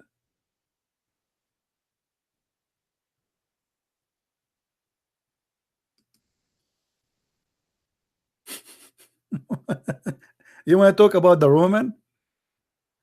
My friend, when you say something to Christian Prince, you better watch your mouth. Anything you say to me is going to be used against you in the court of a Christian Prince, even if it was if, as we saw in the Quran, if. Do you see how if can destroy your God? If God, he said to Muhammad, if you have a doubt, go and ask Christian Prince. If, but Muhammad, he have no doubt, so Allah, he made if, wrong if.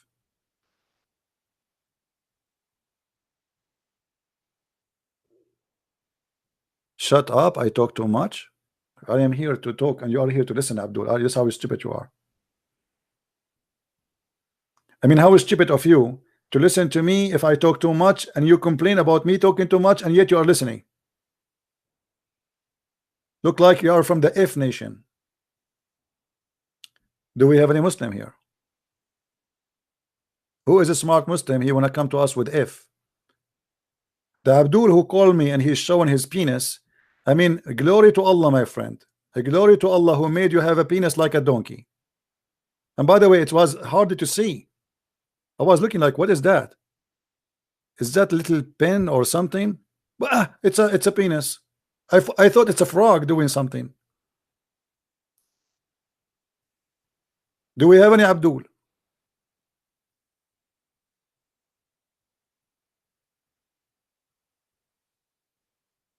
What a stupid cult.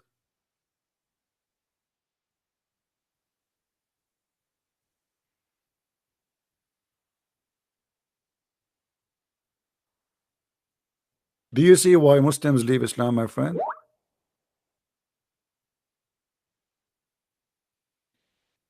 You are a Muslim who cannot get in live stream. What I can do to you, my friend?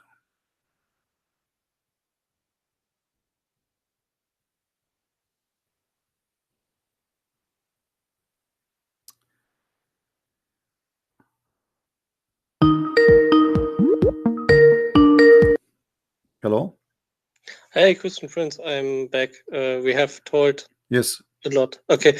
I have seen that you are speaking about the Romans. Right. And I remember that I watched a video in the past that they told me, yes, between 3 and 9 years there was a victory of the Romans, right? That then it would be a prophecy, right? But you say it was 17 years. More actually, more than 17, because the first defeat, the first time they have, like, you can go right now to Wikipedia and you can check, because it's not one battle of war, you know, it's many. So after they've been defeated, then the Roman, they made a small victory, but the final victory happened many years after, you know. And that was so he only and the defeat, and even, which means even the small battle which is they won, still more than 10 years, you know what I mean? So both way, it doesn't matter what it is going to be, it's not going to fit. Same time, if we are in war and we did not have a final where we announce who is the winner and the other one is defeated, that's mean defeat is not done, because the verse is speaking about they will be defeated, not just will win a ball, you know, of war. So so it is about a defeat, and the Roman, they were defeated long after. You will see, and the interpretation they say that this is about the city of Al-Basra, you know, sorry, Busra Sham, which where supposedly the fight happened according to the Muslims, and the Persian, they were victorious over the Roman. But then you go and you check, you find that, you know, you check the list of the fight between the Roman and the Persian, we will find that this is not really too much accurate. However, the most close fight was close to the date Muhammad he spoke in his existence. It's far away from the time. The Muslim, they try to explain, they say to us, oh, like once I was debating with the Sheikh, he said to me, maybe you know that at the time of Muhammad there was no internet, there's no fax, so maybe it took him some time to receive the message. This is why it's delayed. I said, so what are you saying to me? Muhammad, he received Allah, he told him it was slow. Allah, he was slow, so he sent him the message 7 years after the fight happened. You know, okay. You know what I mean? How silly they are. They're not smart. So if Allah the one who told him, what do you mean the news came slow? It's, immediately it would be. Allah the one who told him that the deceived they will be there. Yeah, it should be immediately. But can I check up this history? My friend, it's my book. You can read. You can read my book, and you can check. Okay. Yeah, you can check up. If anything I say to you, go check it out. Okay. All right. Yeah, of course. Yeah. Of course. All right, my friend. Okay. Yes, and in the past, before Muhammad has revealed this verse, or there has been fights between Romans and Persia, right? Persia. More than 300 years. More and than 300 years. Sometimes Romans win, Like my friend, sometimes... let us say this. We have a war for 300 years between the Russian and the American, and then the Christian Prince, he says the American today they are defeated, tomorrow they will win. I mean, the war is continuing. It's not like over. I mean, they are fighting for the last 3 centuries. What is new? Okay, it's not. Sometimes the Roman win, sometimes the Roman lose. It's not a big deal. So it's like saying to you, you are doing gambling. Today you lose, tomorrow you will win, or soon you will win. But this will happen normal. There's no way he will lose always. Okay, I understand. I will check up. But do you see the hadith in front of you? Do you see the hadith in front of you? I mean, how isn't this enough to prove that he's a liar? Because he says when the ones would form a majority amongst people, that he will the last hour. Yeah, of course. All right, my friend. Thank you very much for calling. Yes. Thank you very much. Okay. Another question, if it's okay for you. Sure. Maybe for you it's interesting. They say that another miracle is in Surah 86, verse 1 to 3. It's about Tariq. They say to Muslims that it means to pulsar. You know what I mean? Pulsar? Yeah. What is the exact meaning of the first 2 or 3 verses? An-Najm al-Tariq is a visitor, is not what they are saying. Have nothing to do. Because they tell to us it means no, my friend. No, my friend.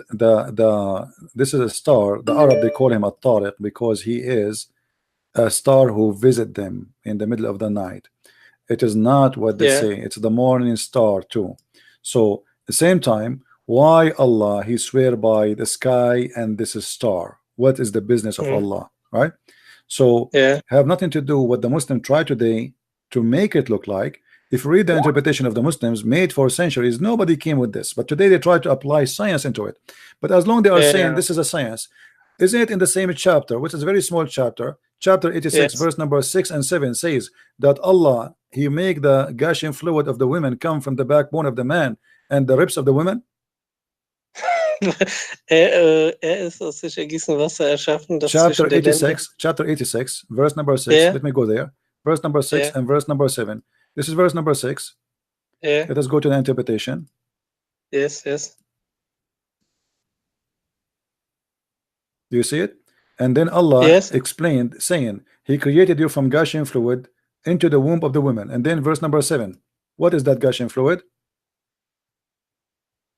It is issue from between the backbone, not loins, backbone of the man and the ribs of the woman. So how this is Quran full of miracle, and they are quoting for us that chapter when in the same chapter, just 2 verses after, saying Allah saying that women she have a sperm coming from her ribs.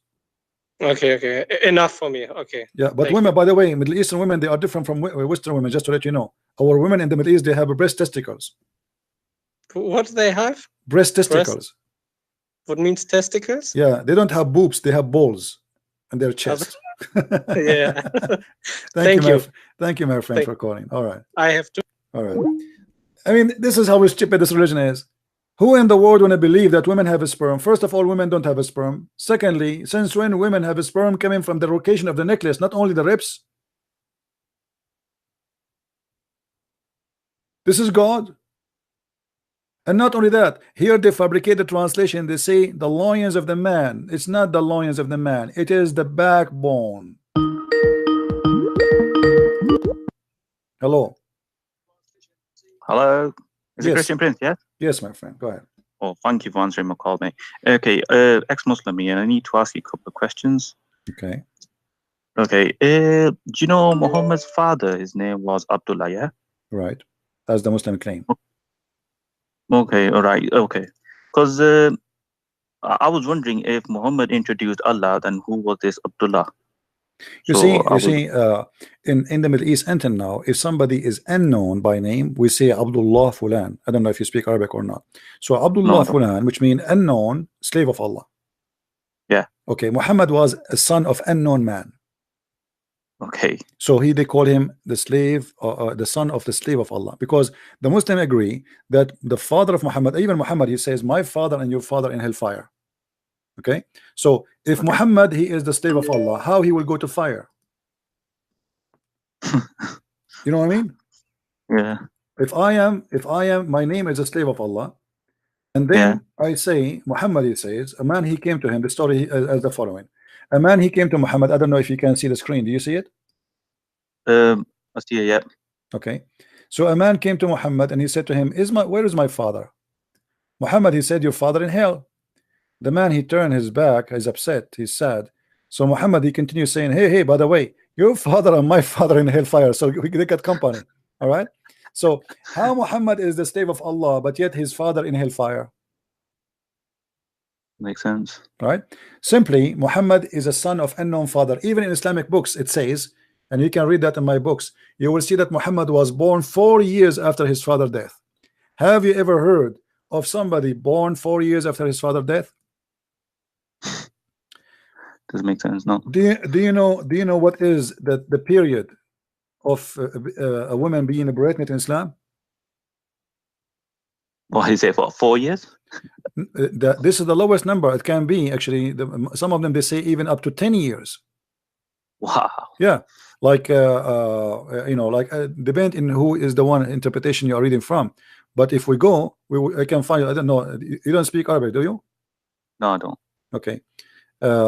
Sadly, because most of this madness is in Arabic. It's in Arabic. Yeah. But and I watch your videos and I see, the way they translate it to make it look better, make it look more towards modern science, so they don't get embarrassed too much. So they change the meanings. Like, I watch your videos. I mean, it doesn't matter. Still, we get them busted. Here we go. This is the book of Al-Jami' li-Ahkam al-Quran. Yeah. I will show you the book. It says clearly that a Muslim woman, she gave birth to her son, and she was pregnant for 4 years, and he have a growing hair and teeth. Let me show you that.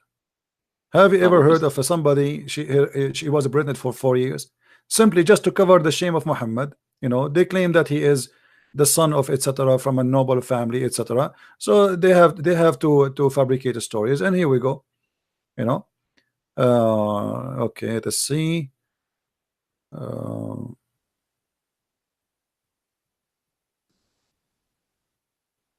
right. وقال الضحاك وضعتني أمي وقد حملت بي في بطنها سنتين, for etc. And then he says, he continue here. They say, وقال حماد بن سلمة إنما سمي هرم بن حيان هرما لأنه بقي في بطن أمه 4 سنين.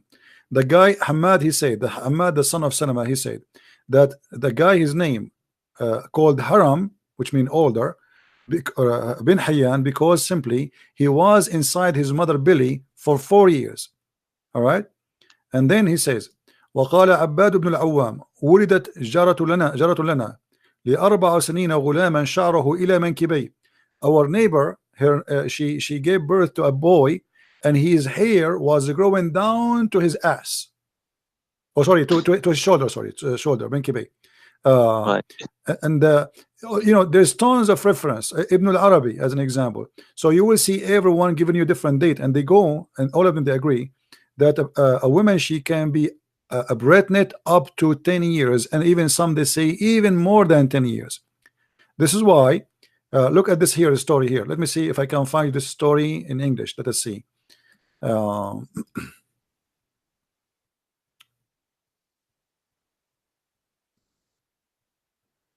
right, let us see.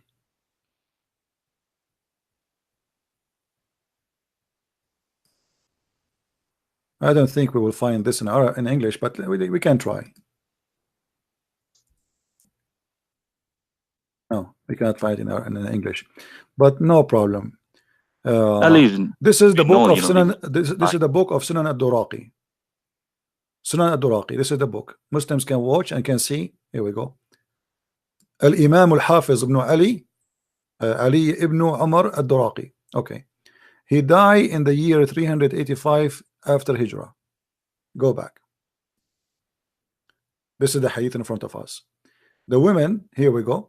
وإن كان في بطنها جارية فأبدلها بها بغلام. A woman, she have I don't know how to translate this one. A guy, he said, his name is Abu Yahya. He said, he came to Muhammad. He said to him, please, you know, sorry, a guy, his name is Malik. A guy, he came to him. He says, pray to my wife. She is pregnant since 4 years, and now she have a lot of sadness. So Malik, he was so upset, and he closed the Quran, and he says, don't the people know that we are you know, we are not prophet? Then he did read to him, and then he says, اللهم هذه المرأة إن كان في بطنها ريح فأخرجه منها الساعة. Allah, please, if this woman, she have gas in the front and inside her belly, let the gas go out. And if there is inside her like a female girl, exchange it with boy. Here we go. And then, because you are the one who erase what you want and you put what you want, and you are the one who have the mother of the books. And then he rose his hand, and all the people rose their hands. And then وجاء رسول الله إلى الرجل فقال أدرك امرأتك فذهب الرجل. The prophet, he said to him, go to your wife, like she's giving birth. And then the man, he went, and when he arrived, before he leave the mosque, a person, he came and he is carrying a child with him. He have a curly hair, and he was the son of 4 years, and he have long teeth, and he have his what they call it, the thing attached to the belly bump. I don't know what they call it in English, you know, cord. Yeah, so the cord, right? So here we go. The prophet of Islam, he prayed over the guy. The imam, they pray for the guy, and the guy right away, his wife, she delivered after 4 years. She delivered him a boy, and the boy, his teeth is growing, and he have a long hair. And this is a true story, supposedly. True story, supposedly, yeah. Welcome to Islam. Who dare to say it's not true anyway? Wow, this is so full of shit. I mean, it's just too much nonsense in it. I don't understand how people still believe in this year. It's just unbelievable. Well, they are leaving. Right, you know, this is why we are sharing knowledge, my friend. Yeah. Another question. You know, the verse, Surah 1886. You know, this famous sun verse. 18. 18 what? 18 what? 1886. 80. Chapter 80. Chapter 18. Chapter 18, verse 86. Chapter 18. Yeah. Okay, verse 86. What about it?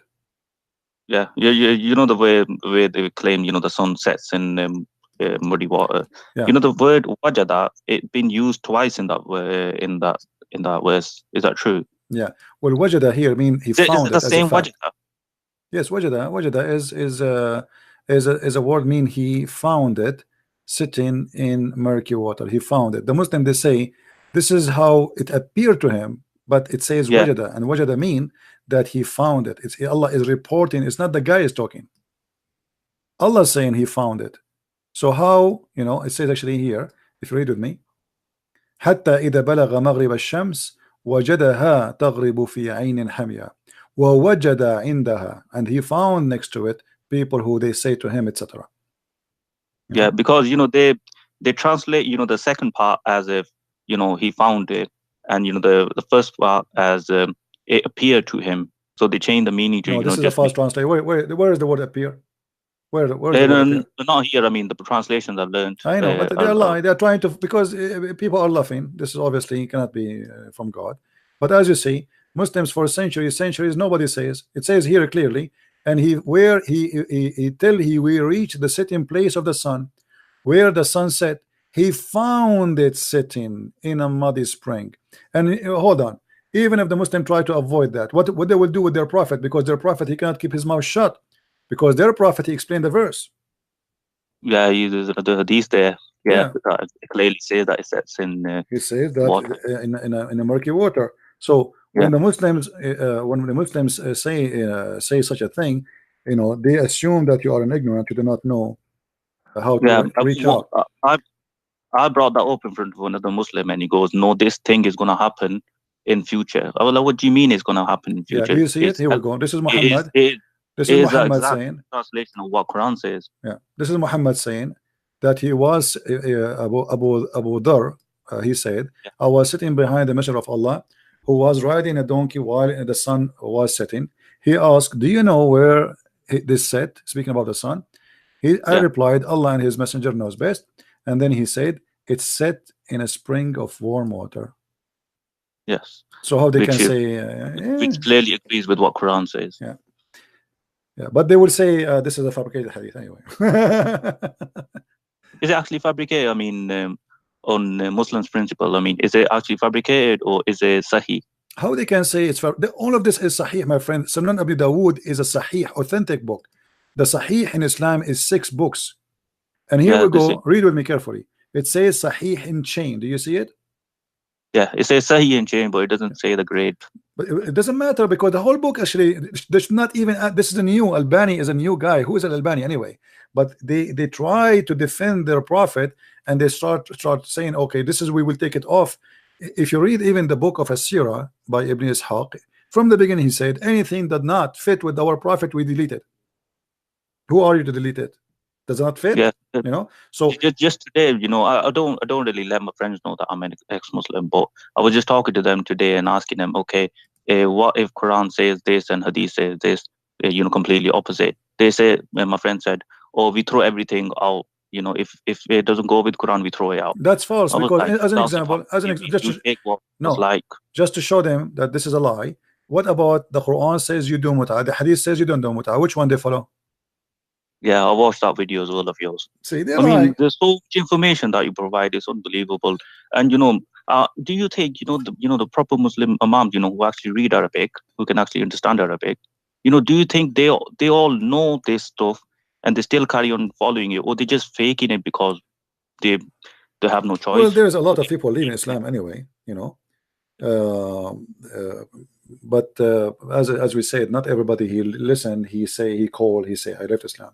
But I received tons of messages in Skype saying I left Islam, please don't show my name, etc.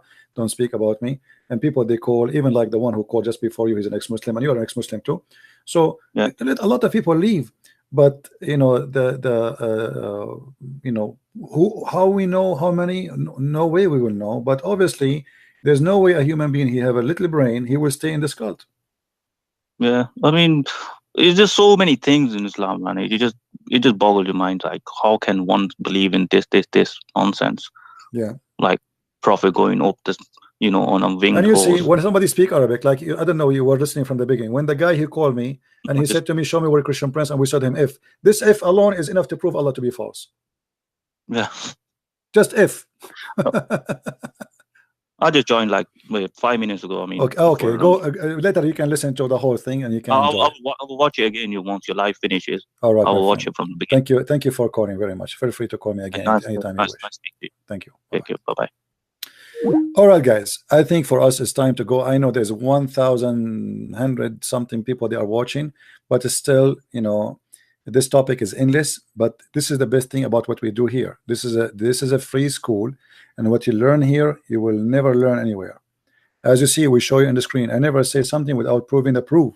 I never say a statement without showing on the screen. If something I cannot show, I will be really upset. And you notice with me sometime I spend even sometimes 5 minutes to find something, because there's no way I can save all this reference. It's in my head. But just to find it and put it for you on the screen, sometimes it's really is not easy. But you know, usually I put it there in a few seconds. But I don't speak of something unless I prove it. And this is what makes Muslims upset from me, because they keep saying to me, "Show me your face," because they don't want you to see the screen. Who need my face? My face will not prove this hadith for you.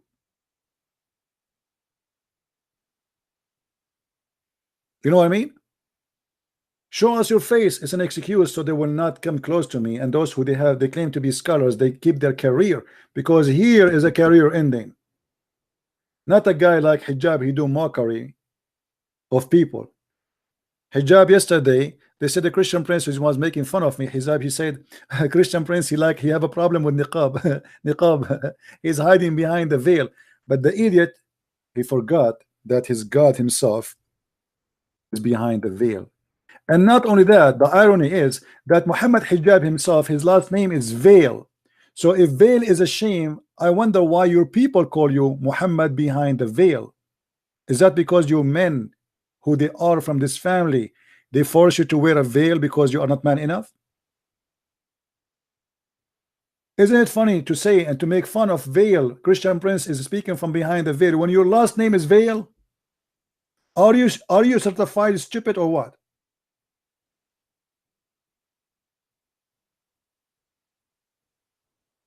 Muhammad himself will be behind the veil.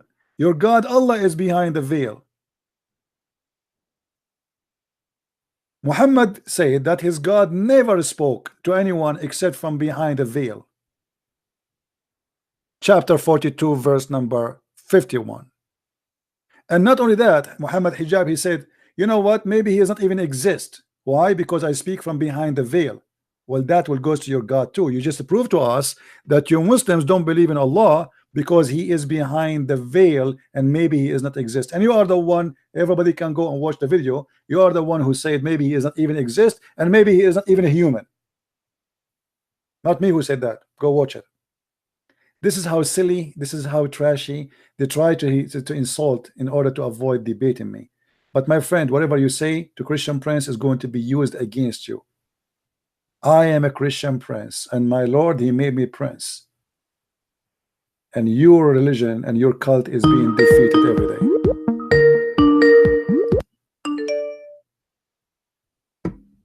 Me hang up. Anyway, guys, I think we have enough for today. I hope we have a good time together, and I hope that more and more Muslims will leave this cult.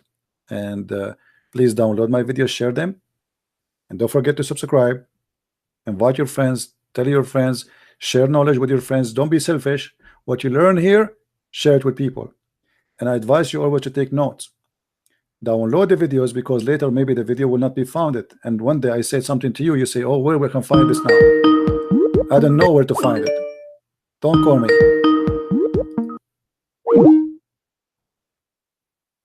Don't call me, kid.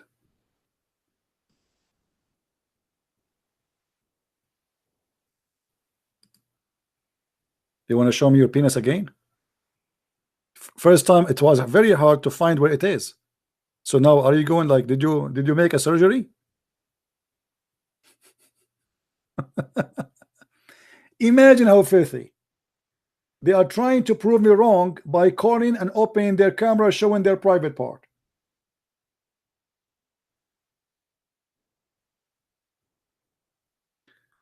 Robin, you are a Muslim? Robin, you are a Muslim?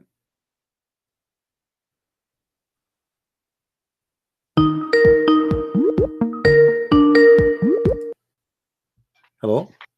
Oh, hello, Christian Prince. Yes, my friend. How are you? Hi, I'm a Christian here, and just a quick question. Okay. There's a hadith that I read some time back, and this is about Muhammad prophesying about the time when he'll be the first one to cross a bridge across hell, and I will receive him. Yeah, what about it? Yeah. And the thing is, I'm not sure if the Muslims can understand that, because all the biblical prophets are in heaven, and even Muhammad supposedly met Moses in heaven. But how is he? Why is he the seal of all prophets in hell, and he'll be the first one on Judgment Day to go to heaven? And how does that come up in Islam? Well, there's tons of stupid things Muhammad he mentioned. This is not the only thing, but the sirat is not an Arabic word. It's taken from the Persian religion. The Persian, the Zoroastrians, they believe that in the Judgment Day, God, he will make a bridge, and the bridge, people will walk over it, and those who they are bad, it's like a filter. You know the filter? Yeah. like a filter machine. Yeah. So like the one who is bad, some of them their legs will go down to fire, like only they will burn half of them. Some of them they will not be burned. So they will go over the bridge, and depend in how bad or good you are, you will be. So Muhammad is the first one to cross the bridge. But Muhammad in different places he said something different. I mean, Muhammad is a guy, he cannot be consistent in anything he say. Yes. We cannot take what he say as a statement of a human being who have an intelligence, because he says something in the morning, he says something in the opposite afternoon. That's right. Yeah. Yeah. It's that's right. Yeah, because when we debate the Muslims, and they say that he's well, it's just a bridge across hell, but it's not that he's coming from hell. He's just crossing hell. No, Muhammad he confirmed. No, in the Quran, Okay. the Quran says وَمَا مِنْكُمُ إِلَّا وَارِدُهَا, which means not even a single of you, but he will enter it. And wariduha, actually, not only he will enter it, he will drink from it, which means he will, like in Arabic we say warad al-shay, it's mean he came to it and he became in it, the same as like drinking from the water. So not a single of you, but he is going to be in hell. All of you will enter. There's no exception. So when a Muslim he says to us such a statement that you know, some prophet they will go to heaven first, etc. This is against the Quran, because the Quran is making it so clear that not even one of you, there's no exception. This is in chapter 19, verse number 71. So if you go right now, and see the interpretation, you will see the Muslim, they try to defend, they say except the prophet, you know, but this is, the Quran doesn't say that. The Quran says not even one of you. Read it. Okay. Do you see it? Yeah, I'm not on YouTube, but okay. I can get it. It says there's not one of you, but shall approach it. Approach what? Hell. Hell. Right? Okay. They're not a single one of you. Here they said in the exclusion of the prophet, but this is not in the verse. If we change the interpretation, this is Ibn Abbas. We change the interpretation. Read carefully. There's not one of you, but shall come to it, and that shall enter hell. That is in etc. already decreed for your Lord, etc. So not even one. This is a Jalalain. So not even a single Muslim, he will not enter hell. See. And here we see contradiction with what some hadith saying, you know, because if what here assuming is, or teaching, that everybody will enter hell, and then Allah will take from hell people he want to go to heaven. So so everybody will go to hell. Yes. But if I put in a question with the Muslims saying that all the biblical prophets are in heaven according to the Bible, but where is Muhammad right now? And they say something like Barak or some place which is not hell and which is not heaven, but he's somewhere there. And, well, as you see, there's a contradiction, because the bridge supposedly is not hell, is not heaven yet, right? Yeah. So it's a location, but where is location we do not know. But here Muhammad is saying, if there is a bridge, so how we will enter hell if we are going over it? Yeah, it doesn't make sense. So it's a stupid, it's a chain of stupidity, and the Muslim, because they are confused about how to explain the Quran, they come with different meaning, and nobody agree with anyone. This is why you see the Muslim, when they give interpretation for anything, they say and Allah knows best. This is like a disclaimer, you know. Like nobody knows really what Muhammad he said, and even Muhammad himself he do not know.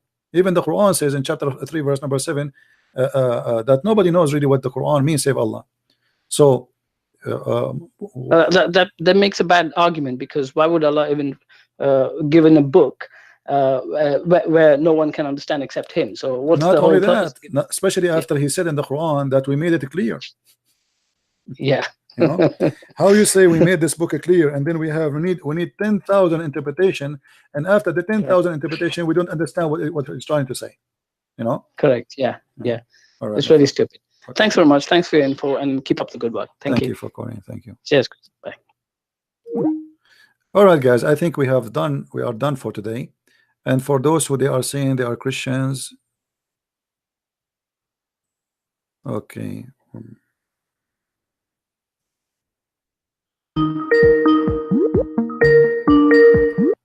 Hello? Are you there? Here we go again. Abdul is happy. He want to show his penis. My friend, I advise you to give your penis for your prophet, because as you see in the hadith says he used to imagine himself having sex, but in fact he did not. I hope you are not imagining the same thing now, right? Yeah, let me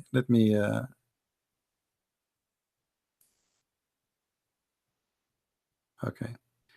I want to debate you, but I made got caught. I may got caught. Doubting Allah. Okay, don't doubt what I think about. Okay, my friend, next time you can call me and you can debate me, no problem. Playing fake Quran make you feel cool. Bunch of kids. My friend,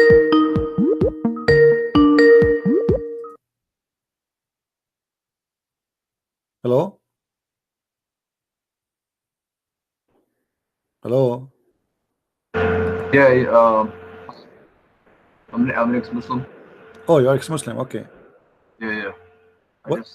What make you an ex-Muslim, my friend? Why you leave Islam? Oh man, various reasons. I don't know where to begin.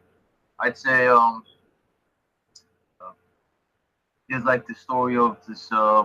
This is I'd say one of them was like the Trinity, I guess. The Trinity? The NGO. Yeah, the NGO. Oh, you mean the one he speak about Jesus? Yeah. Okay, yeah, the Trinity in the Quran, you mean? Okay. Yeah, and you could say, you know, I mean, you know, like just ex-Muslim testimonies and all that. You know what I'm saying? Yeah. Yeah. I mean, I was when I became a Christian, it was thanks to Islam. So, yeah. All right. Well, good for you, my friend. Maybe you can call me some other time, because today our time is up. I appreciate your call, and feel free to call me again when you wish. Okay. All right. Thank you very much for calling. We are happy for you that you left Islam. Thank you. All right. All right, guys. Our time is up today. I have things to do. I hope that we have a good time and we learn something good.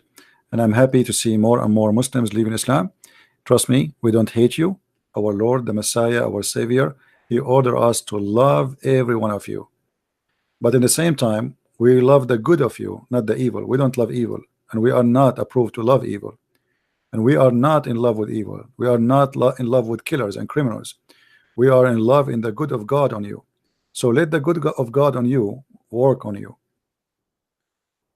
If you are a person who believes in good, if you have the sense of goodness, be good. For God, He wanted us to be good. Doesn't matter what your religion is.